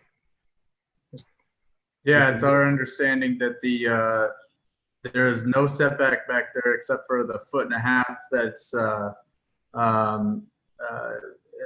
that's per the KCMO ordinance, zoning ordinance. I don't recognize any easement, but we are nearly 5 feet. All the electrical lines run right above that property line. Are they thinking of putting that right up to the property line? No. I would like the Landmarks Commission to look at an aerial view of what those two properties look like in the back. They are tiny. Because this greatly impacts our entire living space in the back of our house, which we use for a patio. I understand they want to push it all the way to the property line because they want to build a patio. But this affects our living space also. Well, Mr. and Mrs. Higgins, we appreciate that. It sounds like you have your answer on whether or not there is an easement, which there does not appear to be. I'm looking at a view from the street right now, and I will also say that it's not in our purview to talk about whose trees can be trimmed, but it is standing law that they have the right to trim whatever comes over their property line at any time. That's just how the law works. So that is what it is. But I do appreciate your concerns. I think we will definitely take that into consideration and take into consideration the mass and scoping. Are there any? Would it be the codes department that I talked to then to find out? Because all the utility lines are right there. Sewer, all the electrical lines run there, and that would only be. You would talk to the city planning department to find out where easements run. But that being said, it's not an easement for your property. It's an easement for, if an easement does exist and it's for electrical lines, it's for Kansas City Power and Light. Maybe they can work with our planning, the permitting department to finalize any utility easements, et cetera, that go through there. Can you weigh in? When an easement belongs to not that third party, does that third party have a right to act on that easement? Okay. 1 second. She's still muted. Sorry, my cursor was on the other screen. No, I mean, the easement belongs, it's between the property owner and the easement holder. So I don't believe neighboring properties. But so can we build a big house in our backyard too then? If it's historically appropriate and you get permitting, it meets zoning code, yeah. Yeah, that's. I'm sorry, it's out of our purview whether or not they can build this from a standpoint of like whether or not exterior structures are allowed. That's not something that we're legally allowed to rule on. All we can rule on is whether or not this new structure, according to the Secretary of Interior standards, fits the house in scope and massing, and whether or not it is an appropriate use of the backyard space for that homeowner. That's. Is there a minimum amount of square footage as to how big a property you can build? No, there's not. No, there's nothing done by code. And trust me, I live in a neighborhood where one of my neighbors several streets down has built an RV shed that is larger than their home. So I understand what you're saying, but there is not a, there's not a, There are some guidelines for, the size of accessory buildings on properties in relation to square footage wise. But those are all in our zoning and development code. and this It really varies property to property. So, and this certainly is within those guidelines. So, So yeah. there's just no compromise here then, right? Is that what you're saying? Can I make a comment about that? Yeah, Commissioner Lake. It might be a good idea to maybe discuss with your neighbors about the trees, and maybe Mr. Murdock about what options there are as far as some landscaping to minimize the, I guess, intrusion. Is the architect still on the line also? Yes. Are they opposed to moving the structure of the wall at least 8 feet away from the property line? Why 8 feet? That just pushes the building back. I mean, we're looking at a 22-foot tall wall right on 13 feet off our patio. Now, I understand they want a patio also, and that's why they're pushing it all the way to the property line so they can have a patio. That greatly affects our living space. And we're seeing a hardscape, not a greenscape. Mr. Higgins. The whole point of that is they can't. If they put it right on the property line, there's no room for them to put some evergreens or something to soften the big wall. If it's right on the property line, where are they going to plant where are they going to do plantings at? It appears that it's 5 feet off the property line. Is that correct, Mr. Murdock? Yes, that's correct. I was just about to comment on that. So 5 feet off the property. 5 feet from the wall or 5 feet from the eave? 5 feet from the property line is where the wall is, according to the plan, from what I can tell on here. Right. And Mr. Burdick, would your that puts your eave 1 foot, some 12 inches from the power lines. I don't understand this. And there is a sewer line that runs right there too, which has had to been dug up before. How would they ever get equipment back there to work on a sewer line? Your concern with the utilities is why you would rather it be moved 8 feet from the property line, correct? Say that again. So your concern with the existing utilities is why you would want it moved to the south, correct? No, so the wall, so the big wall could at least be softened and not be like right there. Okay, I think we understand, Mr. and Mrs. Higgins, what your objections are.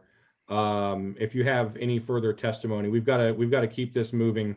And yes, I mean this as respectfully as possible, but as you asked earlier, there's no room for compromise. It is inherently, it is their property. So that is, at the end of the day, as long as what they do is historically appropriate, it is up to them. We will obviously, though, I think Mr. Murdock looks like a very reasonable person. I think we can have a discussion as soon as we close this testimony about how to soften the look of what you're doing, of what you'll be looking at. And then I also think, though, that in terms of utilities, that's a question for zoning and for codes. That's not a question for this commission, and we cannot weigh in on that. And we understand that. We just want to bring that point up. Yes. I think that's a very important point to consider. We're happy with the building, but we're very unhappy with the placement. I think they did a great job designing it. It's just too big next to our property. Well, I think, well, thank you both very much for your testimony. As long as my fellow commissioners don't have any questions for you, I do appreciate you saying that you do like the building, but don't like the placement. I see Commissioner Owens and Commissioner Legge. Commissioner Owens? Maybe I should save my comment for the general discussion. Yeah, if it's not something they can answer, let's do it in the discussion. Okay. Yeah. Commissioner Legge? Okay. Thank you very much, Mr. and Mrs. Higgins, and thank you so much for working through the technical difficulties. We will. It can be a challenge. Yes. Yes, well, we appreciate you, and we appreciate your stewardship of your property and your passion for your neighborhood. And we really do appreciate you coming before us and taking the time. Mr. Wolf, can we put them back in attendees? I will do that. Thank you very much, Mr. and Mrs. Higgins. Thank you.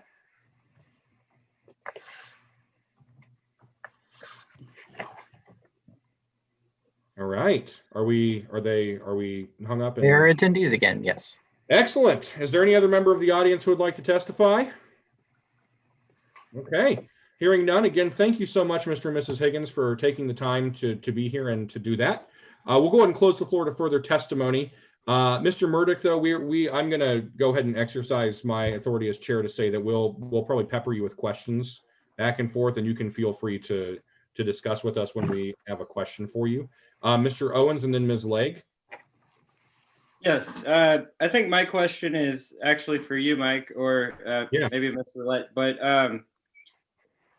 from a historic preservation standpoint, I think this proposal, in my opinion, should pass, and that's great. Now, if the neighbors want to have a discussion with these homeowners and move and end up deciding, yes, we'll move the building 5 feet or 8 feet or whatever, we wouldn't have to see the proposal again, would we? Because the site.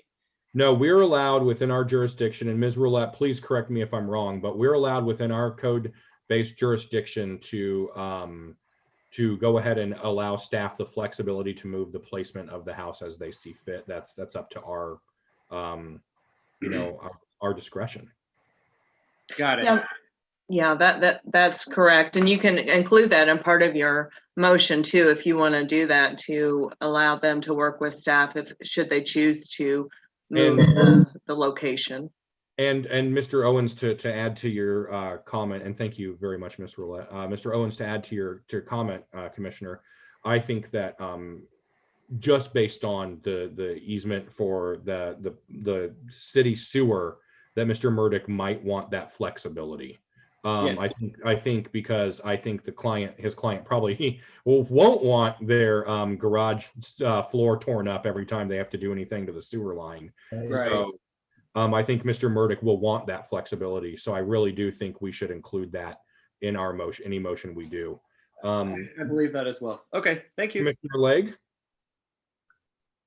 I don't have anything, but I'll make a motion if nobody else has anything. Oh, I'm sorry. I thought I saw you like kind of do this earlier. So I was stretching. Perfect. The arms still work?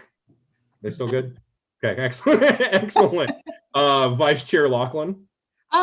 I fully understand the property owners to the north, and I have full confidence in the architect and city staff to work out the placement. I would definitely say then no clear story windows on that north elevation, just as part of the privacy. The privacy portion. My other 2 questions, and I'm sorry that I missed this, is the stone wall that's around the property going away, or will that be impacted? And then my second question is, Brad, I was looking at exhibit number N, or letter N, and it says it's the carriage house to the south, but is that the carriage house to the north, or am I just looking at that incorrectly? Actually, I see what you're talking about. That's actually more of an addition onto a home. It's basically a 2-car garage with an addition on top that's attached to the home. Okay, is that to the north, or is that? It's to the north. Okay, so and it's set back a little further. Okay. Yeah, it's closer to the street than this one. Right. And yeah. Mr. Wolf, I apologize if I missed this, but on Google Maps, it would appear that there's a very large parking pad back there right now. There is. Let me go back to Is that going away? So basically, the new carriage house starts basically where the wall's at. So they will be impacting that wall back there, right, as part of that. But they'll leave the rest of the parking pad. The parking pad will remain, yeah. Okay. The existing one. Yeah. And the rest of the wall will remain. Only that stone wall that's in question by Mrs. Laughlin will be removed. Only the parts of that wall that the carriage house will be located. That's the only part of the wall that will be removed. And would they keep the stone on site just in case? Yeah, absolutely. I'll make a note of that to make sure that becomes something. in Excellent. reality. I'll go ahead and make a comment here. I'm want to make sure that I say on behalf of my fellow commissioners that we do hear Mr. and Mrs. Higgins, and we are sensitive to what they are saying. I will also say, though, Mr. Murdock, I am so impressed with the professionalism and depth of your plan, and that I have full confidence in you as a professional and as a very clearly very talented architect to maybe work with your client, maybe do some sort of greenery behind the building to minimize impact. But just like an overall, Mr. Murdock, your presentation is just excellent. And I'm very, very impressed, and we really appreciate you taking the time to be here before us today. I presume, want the flexibility to move this building maybe even further away if you come back with the information there's a sewer easement underneath? Yeah, and no, yes, sir. That and in fact, that was a little bit of a concern of ours, especially with the overhead lines when approaching our design.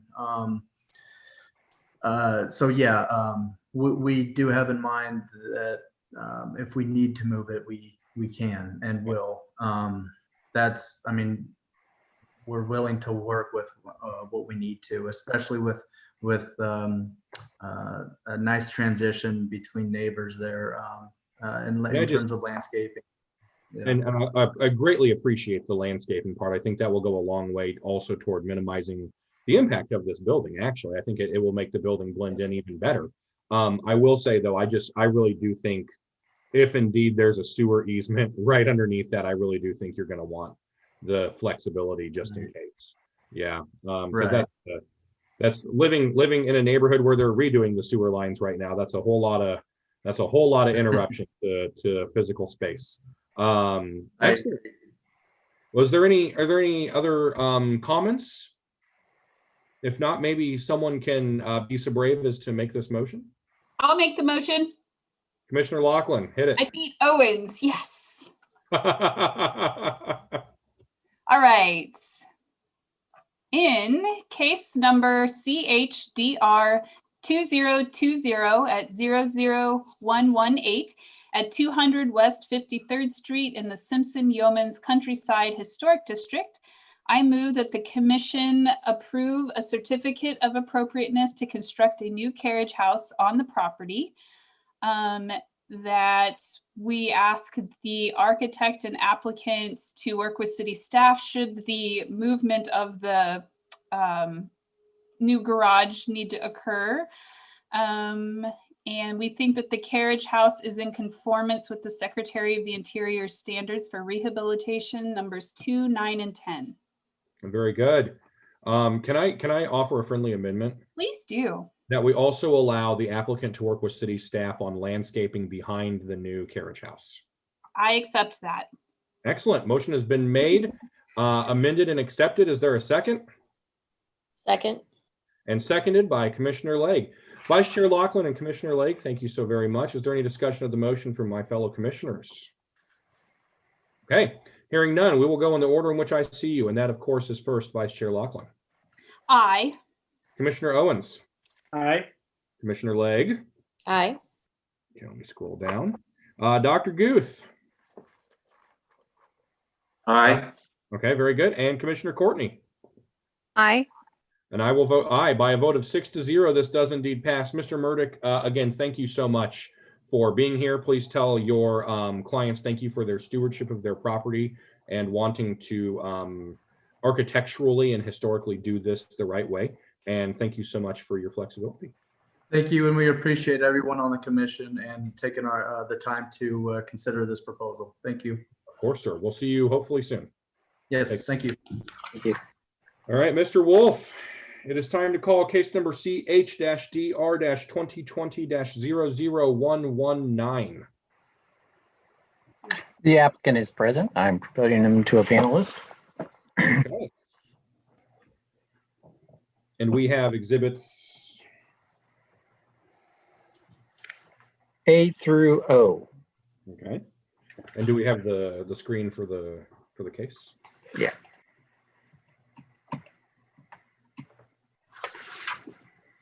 Excellent.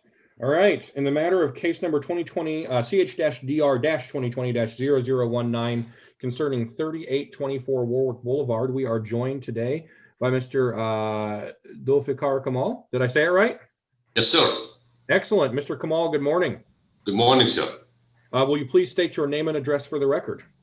My name is Zulfikar Kamal. I'm the construction project coordinator for Island Door Management. I'm the owner representative for this meeting today. Excellent. And then can you give us your business address so we have an address of record? It's 4741 Central Street, Suite 2300, building Suite 2300, Kansas City, Missouri, zip code 64112. Very good. And Mr. Kamal, will you please raise your right hand for the oath? Sir, do you swear to tell the truth, the whole truth, and nothing but the truth? Yes, I do. Excellent. Mr. Wolf, the staff report lists exhibits A through O. Today, are there any new exhibits for the record? There are no new exhibits. Is there any opposition amongst my fellow commissioners to admitting exhibits A through O? Okay. Hearing none, we are so admitted, and we're ready for the staff report, Mr. Wolf. The property address is 3824 Warwick Boulevard. It's a contributing property in the Old Hyde Park Historic District. So this is the building as it currently appears. This is the north side and the main facade. And the front wall, steps, and doors. This is the 1994 survey photo. And then the 1940 tax assessor photo.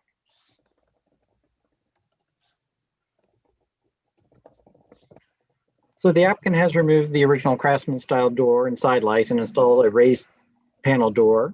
And it's also removed the service door, which is below grade, just south of the main door, and installed a raised panel door. The applicant has installed a canvas awning over the main entrance, as you can see there, and has removed a deteriorated poured concrete wall and installed a split face concrete block wall. The applicant also has replaced the front concrete steps, installed a wood handrail. And the applicant has repaired the soffits where needed and painted the existing soffits a purple color. The stucco on the building was sold in July, and the previous owner had actually had the stucco applied to the building.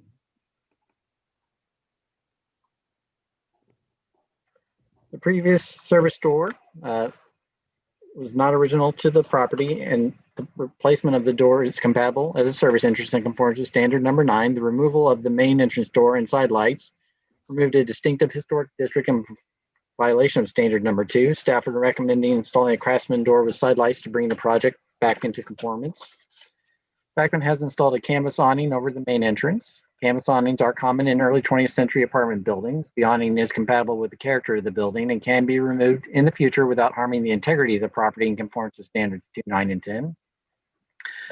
The existing poured concrete wall was not a historic feature, and its removal is a conforms to standard number 2. Retaining walls in the Old Hyde Park Historic District are typically limestone. The gray split face concrete block is not compatible with the character of retaining walls.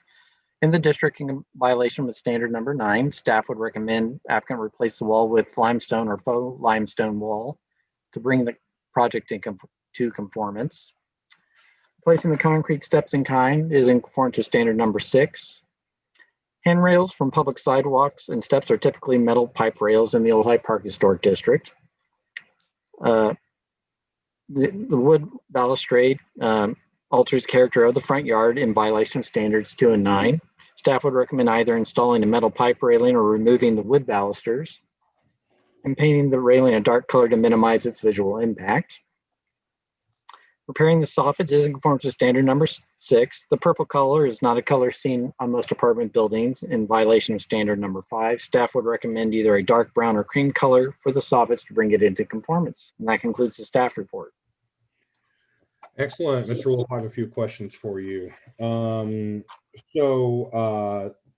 things in violation here are the soffit colors, the retaining wall, the wood balustrades, and the front door, right?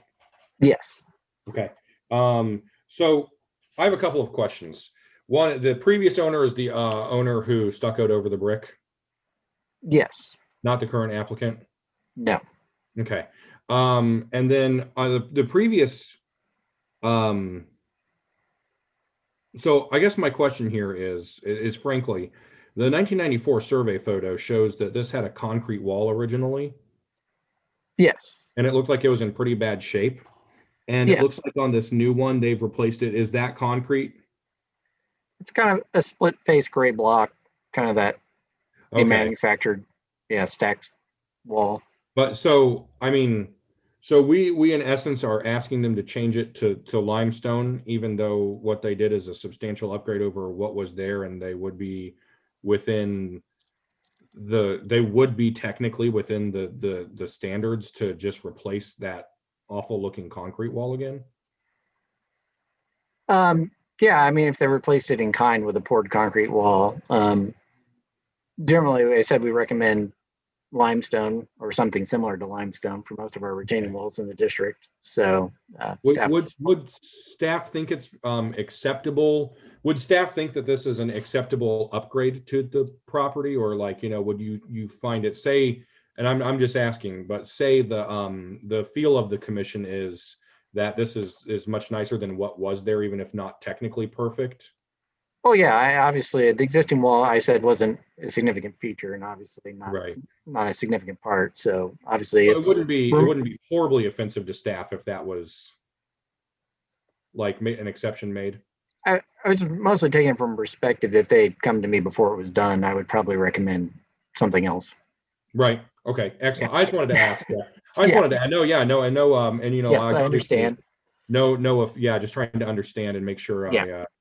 No offense meant at all, for sure. Yeah. And is there a way to zoom in on that presentation? That whole top is very purple, correct? Yes. Yes. Oh, okay, cool. And then my only other question for you, Mr. Wolf, on the railing, you said either remove it and replace it with metal, right? Or just pull out all the balustrades? Yes. So one thing which I've run into this before. So basically the balustrades and the bulk of it have a larger visual impact. One option which we use for one time I had done something similar is to remove all those the balusters, since they're not required by code, since there's no drop there.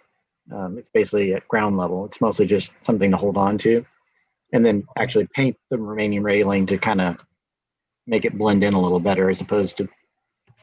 And in your professional opinion, that would be appropriate? Yes. Yeah. Okay. We've kind of done that compromise on something similar before in the neighborhood. So. Excellent. Awesome. I think that's all the questions I had for you, Mr. Wolf. I'm sorry that, that was a lot. I apologize, but thank you for answering all my questions. Commissioner Owens, you have a question for Mr. Wolf? I do. So in my mind, the stucco job, which is not part of the current property owner's issue, it's really the crime against this building. Was that something that the commission approved at some point? No. Does it take away this building's ability to be a contributing property? Because most likely, yeah, if we reevaluated it, it probably would not be eligible anymore. Yes. And the front door, it appears that, is it true to say the side lights were removed when the stucco job happened, or were the two lights in the Craftsman door, were those in place recently? Before the stucco work started, yes. But as soon as this property owner owned the building, all that remained was the central door? No, I don't think there was anything. Actually, I'm not sure if it was there or not. That might be something to ask the applicant, what was remaining at that point. It seems that if the door was all that remained and they replaced the door, that's one thing. But if the door and the two side lights were in place and they've now covered up the area where the side lights are, I think that should possibly be restored. And then there was a little wooden overhang over the front door area, and I'm presuming that was removed when they did the stucco job. Do we know? I believe, yes, I think it was also, yes. Okay. I think that's all for now. Thanks.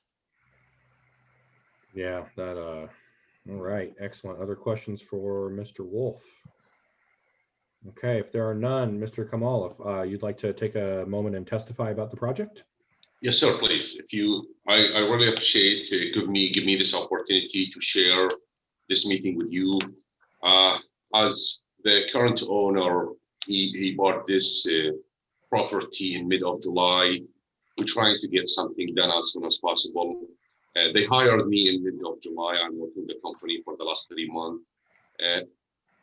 Actually, I wasn't being in charge till all this happened on my job description to follow up all the instruction and the permit and the inspection for all the city, even in Kansas City, Missouri, or Kansas. So we are committed to follow all the instruction, even in this building or in all our area. But the only things I'm trying to give you guys explain that we are committed to do all the summary. That's Mr. Wolf. I appreciated his time and his consideration and follow up. He's really understandable guy. As soon as I sent him an email, he back and he sent me all the instruction I have to do. The only thing I have one point is the retaining wall. The retaining wall, like it's not easy in this time to replace it with a concrete. It's a retaining wall. It's retaining wall. It should be concrete. If you guys let this point adjustable, and we can, I'm so committed that our company committed to finish all the other points as soon as possible. And thank you. Excellent. Thank you, Mr. Kamal. Thank you very much, Mr. Kamal. I don't have any questions for you, sir. Do any of my fellow commissioners? Vice Chair Laughlin. Just a few things. I know the stucco is not part of what we're talking about, but I agree with Commissioner Owens that that's the most egregious thing that's occurred here. I don't mind the retaining wall that is up there.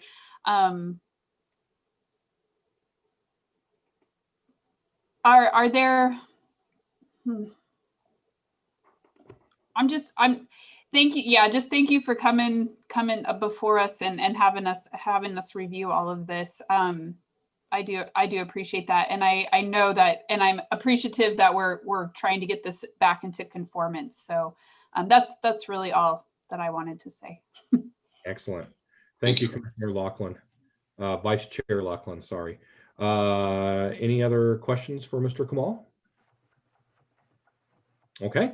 If not, we will, oh, sorry, Commissioner Lake, there you are. And then, oh my gosh, I missed a ton of them. I had my chat right over you guys. Commissioner Lake, then Dr. Guth, and then Commissioner Owens. I'm confused as to exactly, I'm sorry, what we're retroactively approving changes that were already made. Is that what I'm understanding? Yes, but not the stucco, because that was done prior to this project. That was just done outside of our purview by the prior owner and a prior contractor. So Mr. Kamal did the retaining wall, the stairs, the railing, and the paint, correct? And the door. Okay. And the what? The door. And the door. And the door. Okay. And Mr. Kamal, sorry, Miss Legg, before you go on, Mr. Kamal, were the side lights on either side of the door already filled in? I think so. Okay. All right. Commissioner Legg, sorry, continue.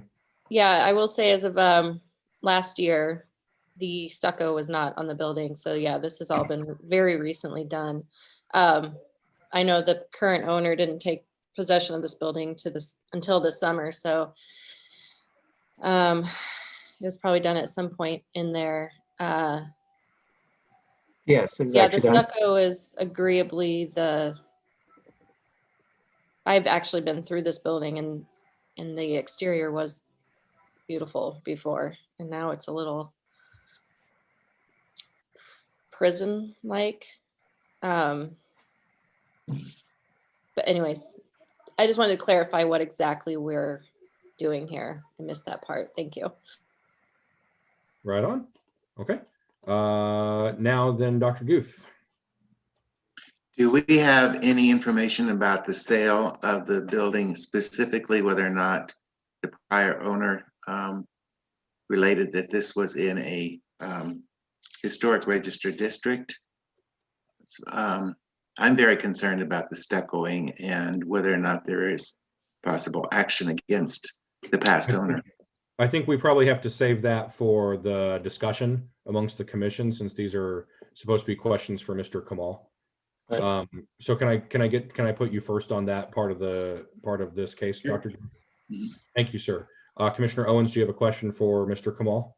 I do. And actually really for the property owner himself, but I can ask Mr. Kamal on behalf of him.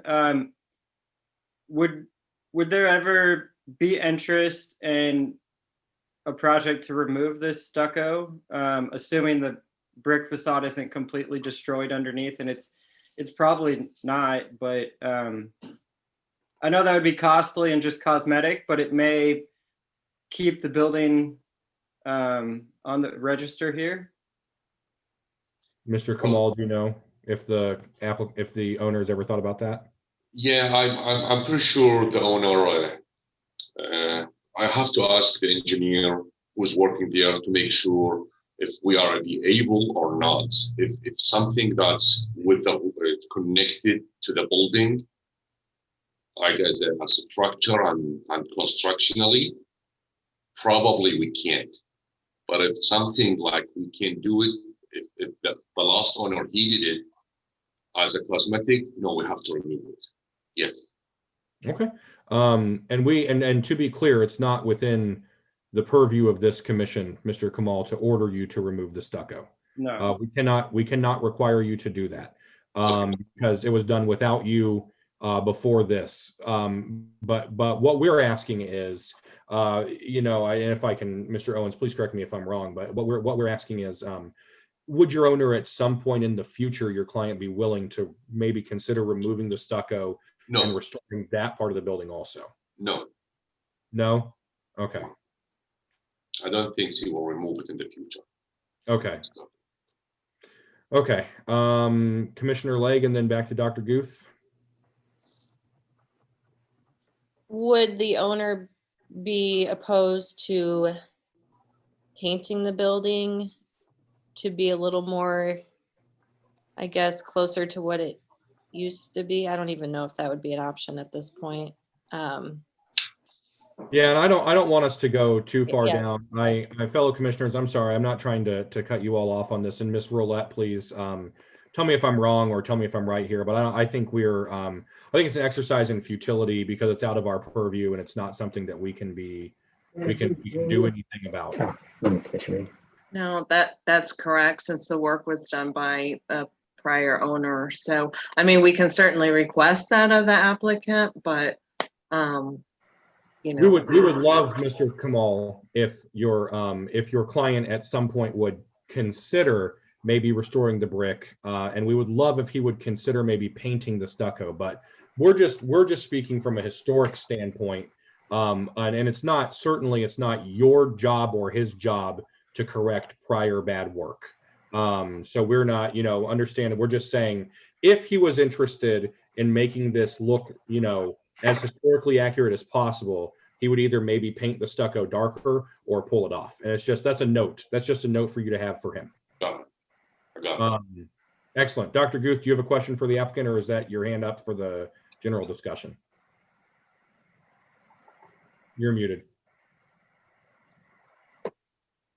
I'm just really concerned that prior owner got away with stuccoing the building. And I don't know if there's anything that can be done, any kind of legal action against that owner by the present owner. I don't know, but. Well, we can, let's discuss. I may have to abstain on.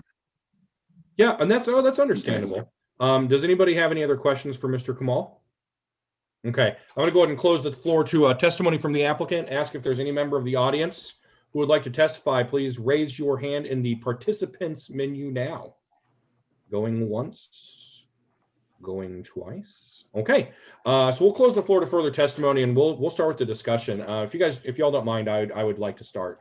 I will say I understand, Mr. Wolf. I want to first of all commend city staff. Mr. Wolf and his team do such an awesome job, and this is a real good example of exactly how well Mr. Wolf knows this city and our code and historic preservation and the various time periods of history that apply to Kansas City, and there are several. And I just want to thank Mr. Wolf for all of his incredibly hard work. It's obvious today, and he does a really good job. I will say I'm not bothered by the retaining wall. I don't think most of us are.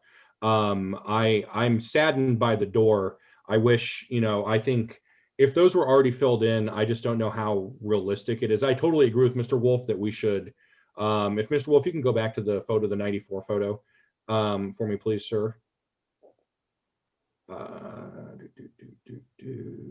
Yeah, so I would love to see those side lights restored, but it looks like this was all already work that was done by the prior owner, and I don't think we can't. I know we can't require them to blow back out the stucco and put in side lights. So I'm saddened by what the prior owner did to this. I will say though, the balustrade, I support removing the balustrade and just leaving the wood, railing to kind of minimize the impact. And I am,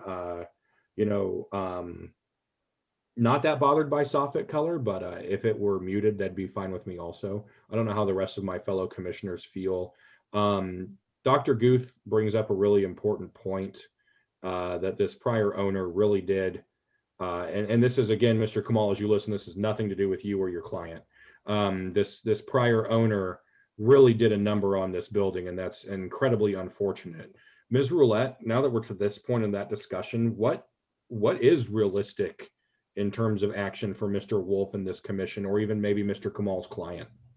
I think that's certainly something that we can look into. I'm looking back through the code now as we speak, because excuse me, I think that if the city has any remedy, it's against the owner. And I'll need to look into this a little bit, because the way the city can't go after a prior owner.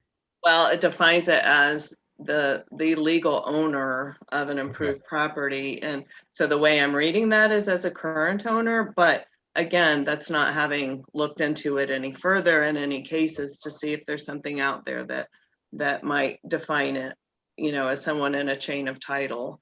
I know you're I know you're incredibly busy, and you and Mr. Wolf are, as usual, filled to the brim with activities. But if you don't mind, maybe looking into this for us.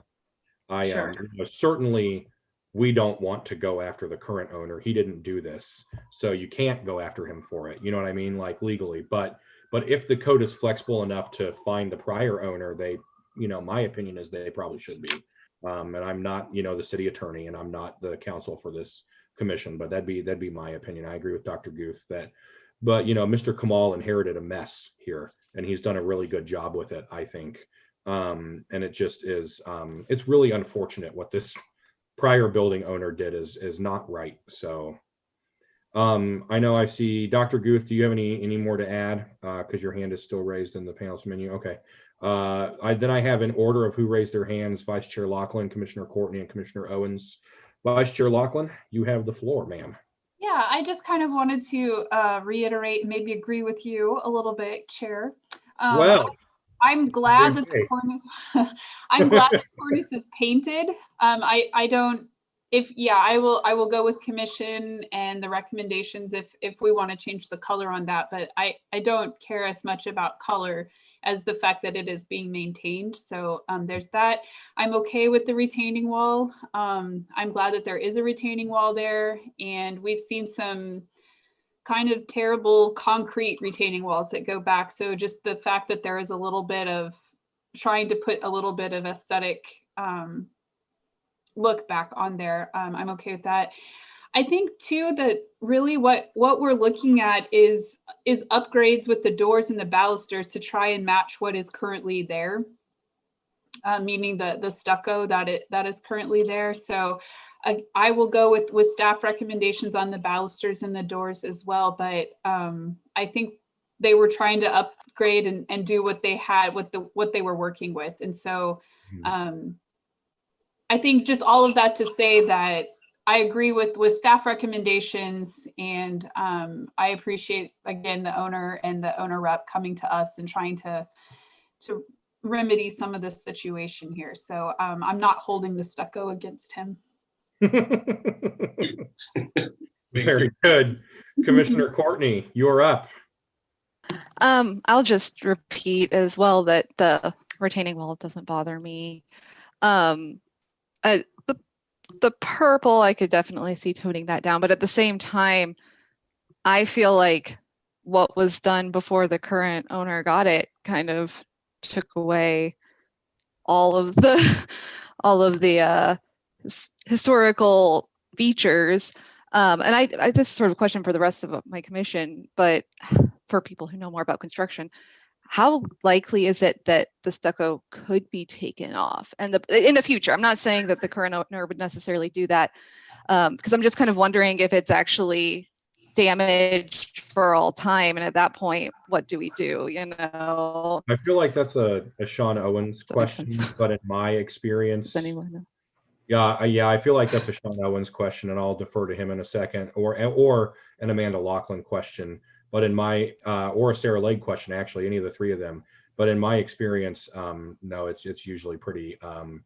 You when you re-stucco, because I looked at taking the really horrible vinyl siding off of my house and stuccoing instead, or doing wood siding instead, to make it more appropriate to what it was originally, and we're still looking at that. But if you stucco over something, it's generally very damaging to something underneath. Mr. Owens, Ms. Legg, Ms. Laughlin. My guess is that they have metal channels running up and down the brick. So there's a lot of holes in the brick now. And that's why they had to tear off the little wooden awning to flatten the surface. And I think the brick is still there. And it's not like I doubt they put wet stucco. These are panels. You can see it's not like the old time stucco. So we don't have that issue, but it would be very costly. And it's probably riddled with holes. It could maybe be done, but it may look really terrible underneath. That's my thought, at least. Amanda, did you have anything? Yeah, that I was going to say that usually the application of stucco a lot of times really damages the underlayment, the existing facade. So it wouldn't just be a removal; it would be removal and restoring, and without knowing what the underside, like what the remaining brick looks like, they possibly resourcing that new brick it would be a disaster. Yeah, Commissioner Legg. So in a situation like this, obviously, there's nothing we're going to do about the stucco. With the level of changes that have been made, I know somebody posed the question earlier about this property being an actual contributing property anymore. What is the precedence on that? Does it become a non-contributing property when it's been completely... You have to Mr. Wolf can answer that, but I believe you have to survey, don't you? Basically, you'd have to reevaluate it. One of our challenges, I guess, with our ordinance, and we've never really addressed this completely, is changing the contributing and non-contributing status of buildings in designated historic districts. The really only mechanism we have to do that is actually take it back up through ordinance and amend the district nomination, which is kind of cumbersome for something. And which we've done before, which we did. Not usually. When we allowed. No, but don't you remember we removed a district when we allowed that construction downtown, but we kept the Quality Hill district, right, yeah. So I've been on this commission now for 9 years, and it's happened one time. So it is it's not common. So in my opinion, I'm not a legal advisor. I would like to see the costs of something like that happening put on the previous owner. I know they're an out of town owner. or at least they're registered out of town. And I think that this is like the prime example that should be made, that if you buy a property in a historic district and you take, I mean, if you do such a drastic change to it without permission, that the building could be removed because it has been completely depleted of any historic anything, really. I think Yeah. that would be like prime time, like you should pay for this to be removed and for what it's going to take to make that happen, because there does need to be some accountability, I think, especially on this building. I mean, Yeah, and if it was individually listed, it's actually relatively straightforward. It's just that it's part of a district, and that's a whole different type of approach. Since it's part of a whole. We probably would still leave it in the district. We just convert it to a non-contributing building.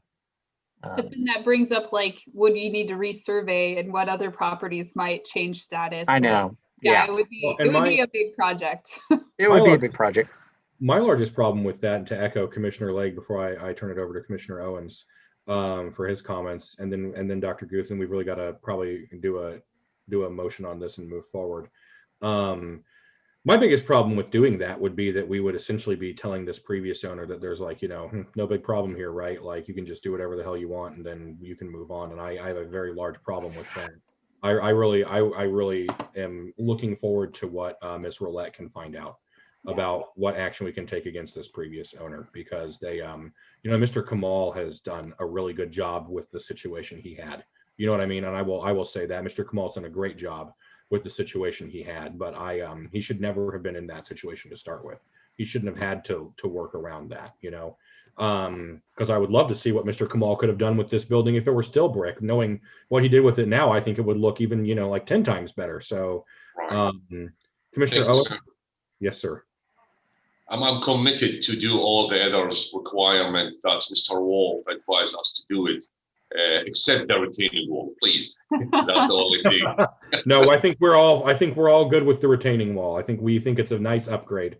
Commissioner Owens, your comments? Just real quick, just want to say again, I'm sad about what's happened to the building by the previous owner. It was really handsome building before. Now I feel like it's not contributing at all. Getting a better understanding of the process it would take to remove it from the list, I feel maybe it's just not worth it. Also, there's a danger to removing it, because what if a person owns a building with a bunch of old windows they want to replace, so they stucco the building and then we remove it, and then they don't have to come to us to ask about changing the windows because it's no longer even a historic property. So I think that's another route we don't want to take. I guess that's about it. I'm just sad about it. I think that's where, sorry to butt in, but I think that's where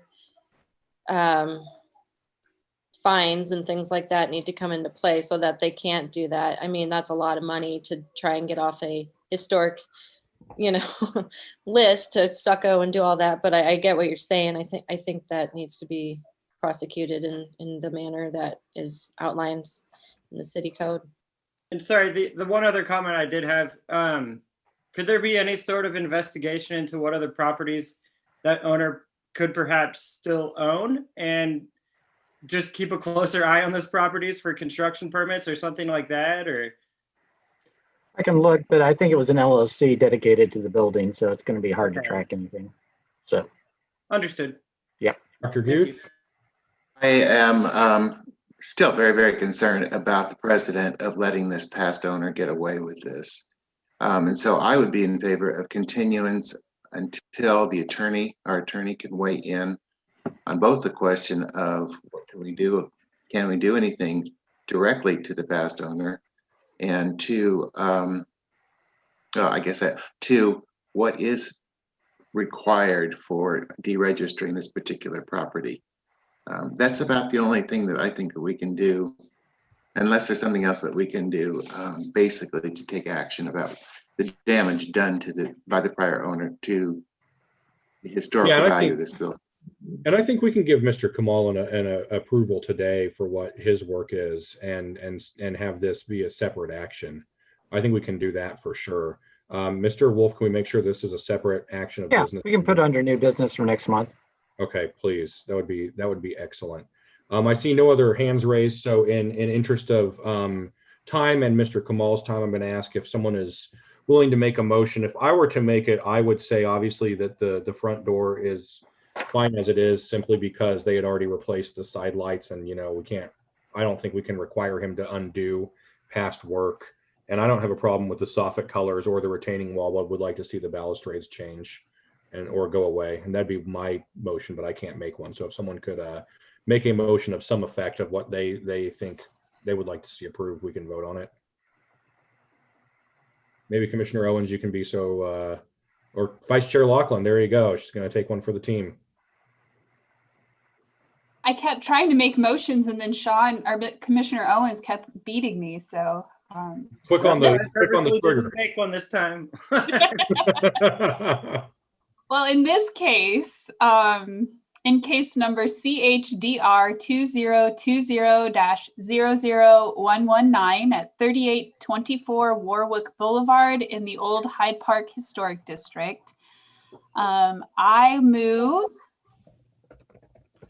that we, sorry, I thought somebody was talking, but I think it's feedback.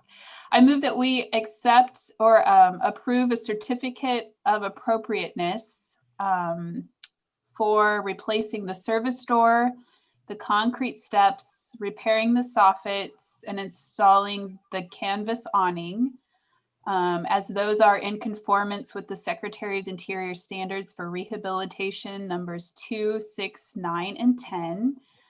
I move that we issue a certificate of appropriateness for the main entrance door, noting that he was working with what was already there and not requiring him to put the side lights back in at this time.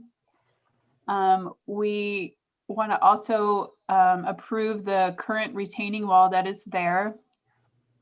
And for the handrail, we request that the balusters be removed. And I'm going to say that the owner and applicant should work with city staff on changing the color of the soffit as needed to bring it all into conformance with standards 2, 5, and 9. Okay. Motion has been made. Is there a second, Commissioner Owens? In a minute, I will offer a second, but can I suggest an amendment to the motion? Yes. Instead of simply removing the handrail, I think we should replace the entire handrail with a pipe railing. And Ms. Laughlin, were you suggesting they just remove the spindles, or I think I've missed your wording on that. Okay, so yes, I will just say that we'll install either a metal pipe railing or remove the wood balusters and painting the railing a dark color. Okay. Okay. Motion has been made and amended and accepted. And is there a second? I'll second it. And seconded. All right. Is there any other discussion on the motion? Okay. All those in favor, Vice Chair Laughlin, how do you vote? Aye. Dr. Guth, how do you vote? No.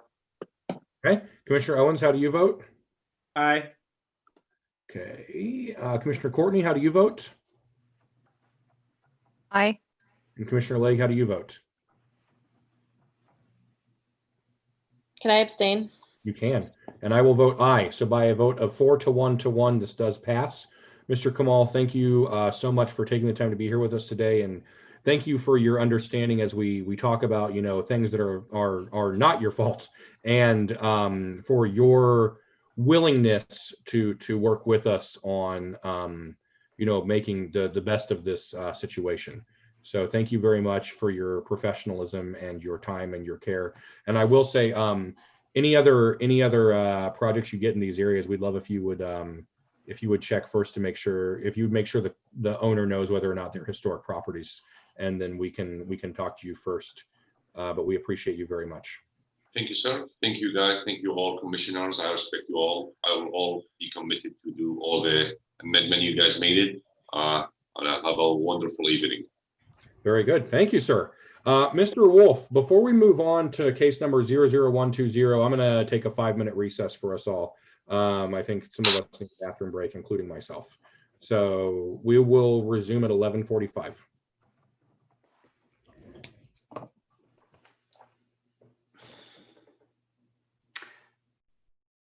Mr. Wolf, are you still on?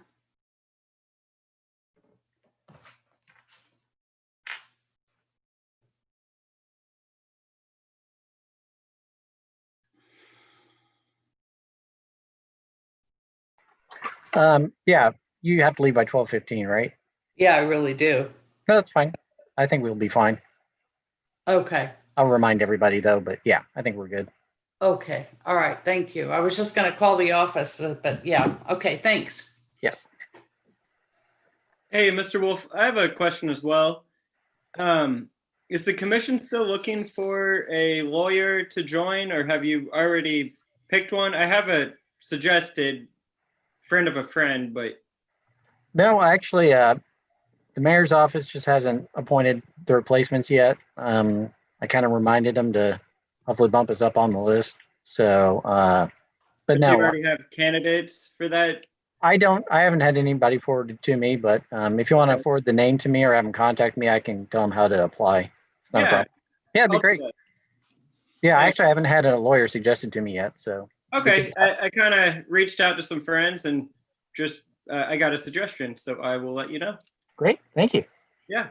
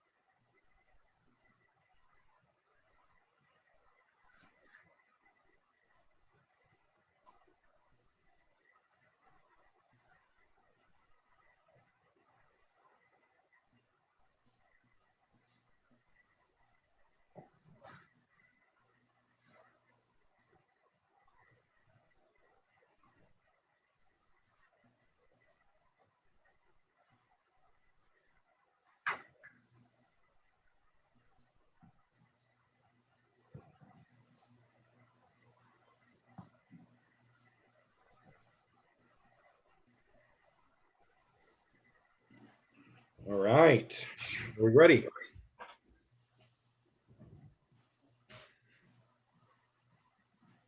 Dr. Guth, Commissioner Owens, if you guys, whenever you're ready to come back, we're ready to proceed.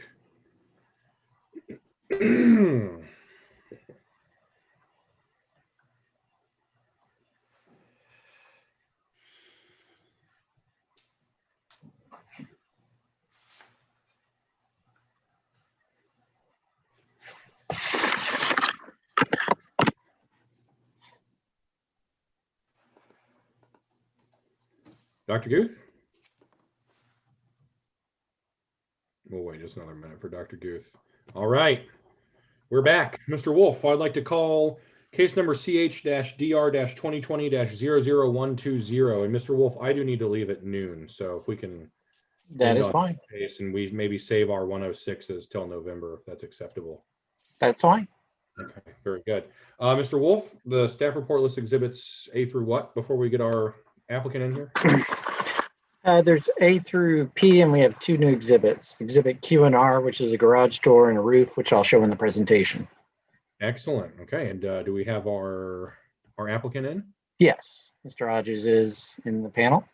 All right, very good. Mr. Hodges, good morning. Hopefully he's... Mr. Hodges?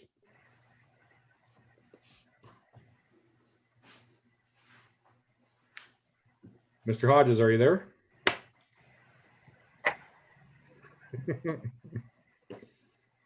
Let's see here.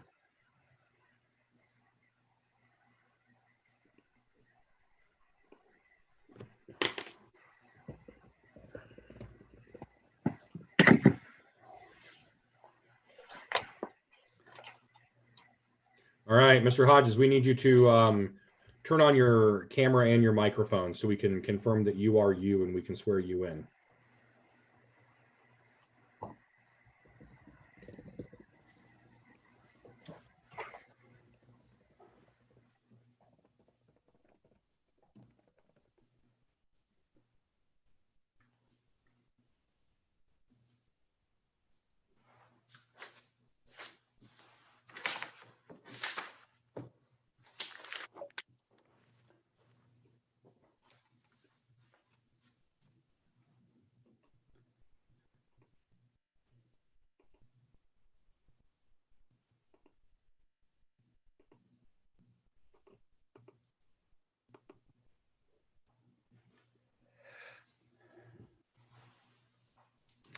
Okay, Ms. Roulette, in this instance, what can we, because I don't think he can, Mr. Hodges, can you type if you can hear us, even as I speak?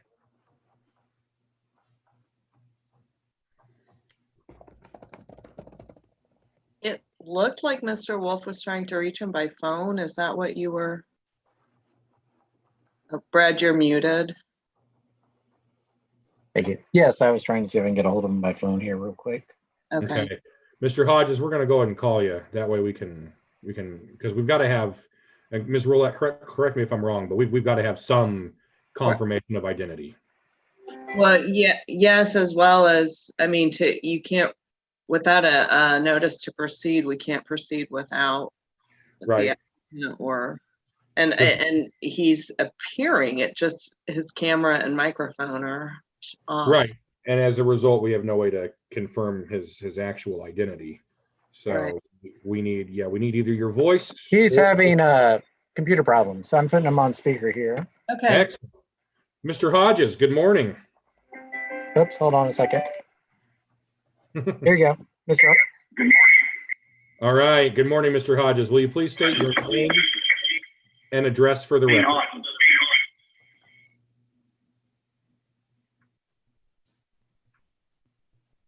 Okay. Actually, I think working now. Can you? I think There we go. All right. Did you hang up, Mr. End your Wolf? call real quick. Can you hear us okay? Yes, I can hear fine. Okay. Beautiful. Mr. Hodges, good morning. How are you, sir? Very well, thank you. Excellent. Will you please state your name and address for the record? Dwayne Hodges, 10327 High Drive, Leawood, Kansas. And will you please confirm that you have your right hand raised for the oath? I do. Do you swear to tell the truth, the whole truth, and nothing but the truth? I do. Very good. Mr. Wolf, the staff report lists exhibits A through P. Are there any new exhibits for the record? There's two new exhibits, Q, a garage door, and R, a roofing sample that'll be shown in the presentation. Excellent. Amongst my, oh, there we go, Mr. Hodges, welcome. Amongst my fellow commissioners, is there any opposition to admitting exhibits A through now R? Hearing none, they are so admitted. Mr. Wolf, we are ready for your staff report, sir. Property address is 4338 Rock Hill Road. It's a contributing property in the Southmoreland Historic District. So this is the main facade of the property facing Rock Hill. And the garage is located in the rear of the property, which actually faces Locust Street. So that's kind of the shape of the parcel. It's kind of an unusual little spot. There's basically 3 garages right in the row at the end of Locust Street there. So he's basically proposing to demolish the existing garage and replace it with a new 2-car garage. This is the existing garage. Looking up Locust Street and then down basically to the south, there's 2 other garages facing Locust Street. So the garage will be a gabled roof garage with cementous lap siding, a 2-car garage door with a composition shingle roof. This is a basic side elevation. There won't be any windows on either side, probably mostly due to the fact that it's so close to the property line. I assume it has to have firewalls. Yes. So it'll be a 2-car garage door, carriage steel, and it'll have straps and basically handles to simulate 2 separate doors. And then we'll do a reddish asphalt roofing, Heritage Tamco. Basically, the idea is the house itself is a tile roof, so to better relate to the actual house. So the existing garage is a simple design that does not match the style of the house. I don't have a specific building date for it, but it's not a significant feature of the property, and its removal as it conforms with standard number 2. New garage is located at the rear of the property and will match the size and massing of the existing garage. And is compatible with those other garages on the streetscape and conforms with standards 2 and 9 in the design guidelines. And it can be removed in the future without harming the integrity of the property and conforms with standard number 10. Staff would recommend a condition of approval since you submitted the garage door and roofing samples is that the final paint color be approved by staff. And that concludes the staff report.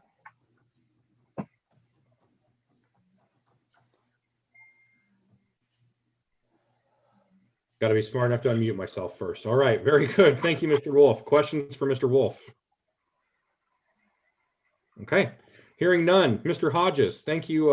Welcome before us. Thank you for your work on this. Would you care to testify about your project? Yes, thank you. The garage currently is dilapidated beyond repair, and it's about 19 feet wide. The property back there is 20 foot. We would like to get it to 20 foot so that we can get keep it as a 2-car garage. And then we're going a little bit deeper than the last one was. Okay, excellent. Any questions for Mr. Hodges? Okay, hearing none, we will close the floor to further testimony from the applicant. Ask if there's any member of the audience who would like to testify. Now is the time to do so. Okay, seeing none, we will close the floor to further testimony and allow for discussion amongst the commission or perhaps a motion.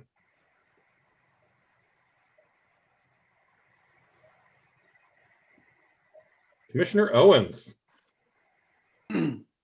Okay, I'll make a motion. It seems pretty cut and dry and seems like a great project. So I'm going to go ahead and say in case number CHDR 2020-00120, this is at 4338 Rock Hill Road within the Southmoreland Historic District. I move the commission recommend issuing a certificate of appropriateness for the project to demolish the garage and construct a garage as this is in conformance with the Secretary of Interior standards for rehabilitations numbers 2, 9, and 10.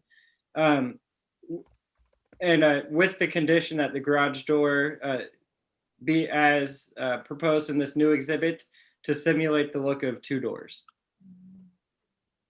Excellent. Motion has been made. I'll second that. And a second by Commissioner Legge. Any discussion on the motion? Okay. Hearing none. Commissioner Owens, how do you vote, sir? Aye. Commissioner Legge, how do you vote, ma'am? Aye. Vice Chair Lachlan, how do you vote? Aye. Commissioner Courtney, how do you vote? Aye. And Dr. Guth, how do you vote? Aye. And I will also vote aye. Mr. Hodges, by a vote of 6-0, this does indeed pass. Thank you very much and good luck with your project, sir. Thank you, everyone. I appreciate it. Thank you. Yes, sir. Have a wonderful day. You also. All right, Mr. Wolf, I'm sorry, but I do have to go. Okay. Is it, can we move the 106 to next meeting? Yeah, we can Is there do anything that. else on the docket for us? No, that was Shall pretty we- much it. Shall we move next month's meeting to the afternoon? Oh, yeah, and Mr. Wolf, can we please move next month's meeting to 1 p.m. if that works for my fellow commissioners? Okay. Yep, we can Does do that. work? Mr. Wolf, does that work for you? Ms. Roulette, does that work for you? I'll be fine. Okay. Ms. Roulette? And Ms. Manning, does that work for both of you? Okay. Ms. Roulette, you're muted, so I think you're still muted, Nicole.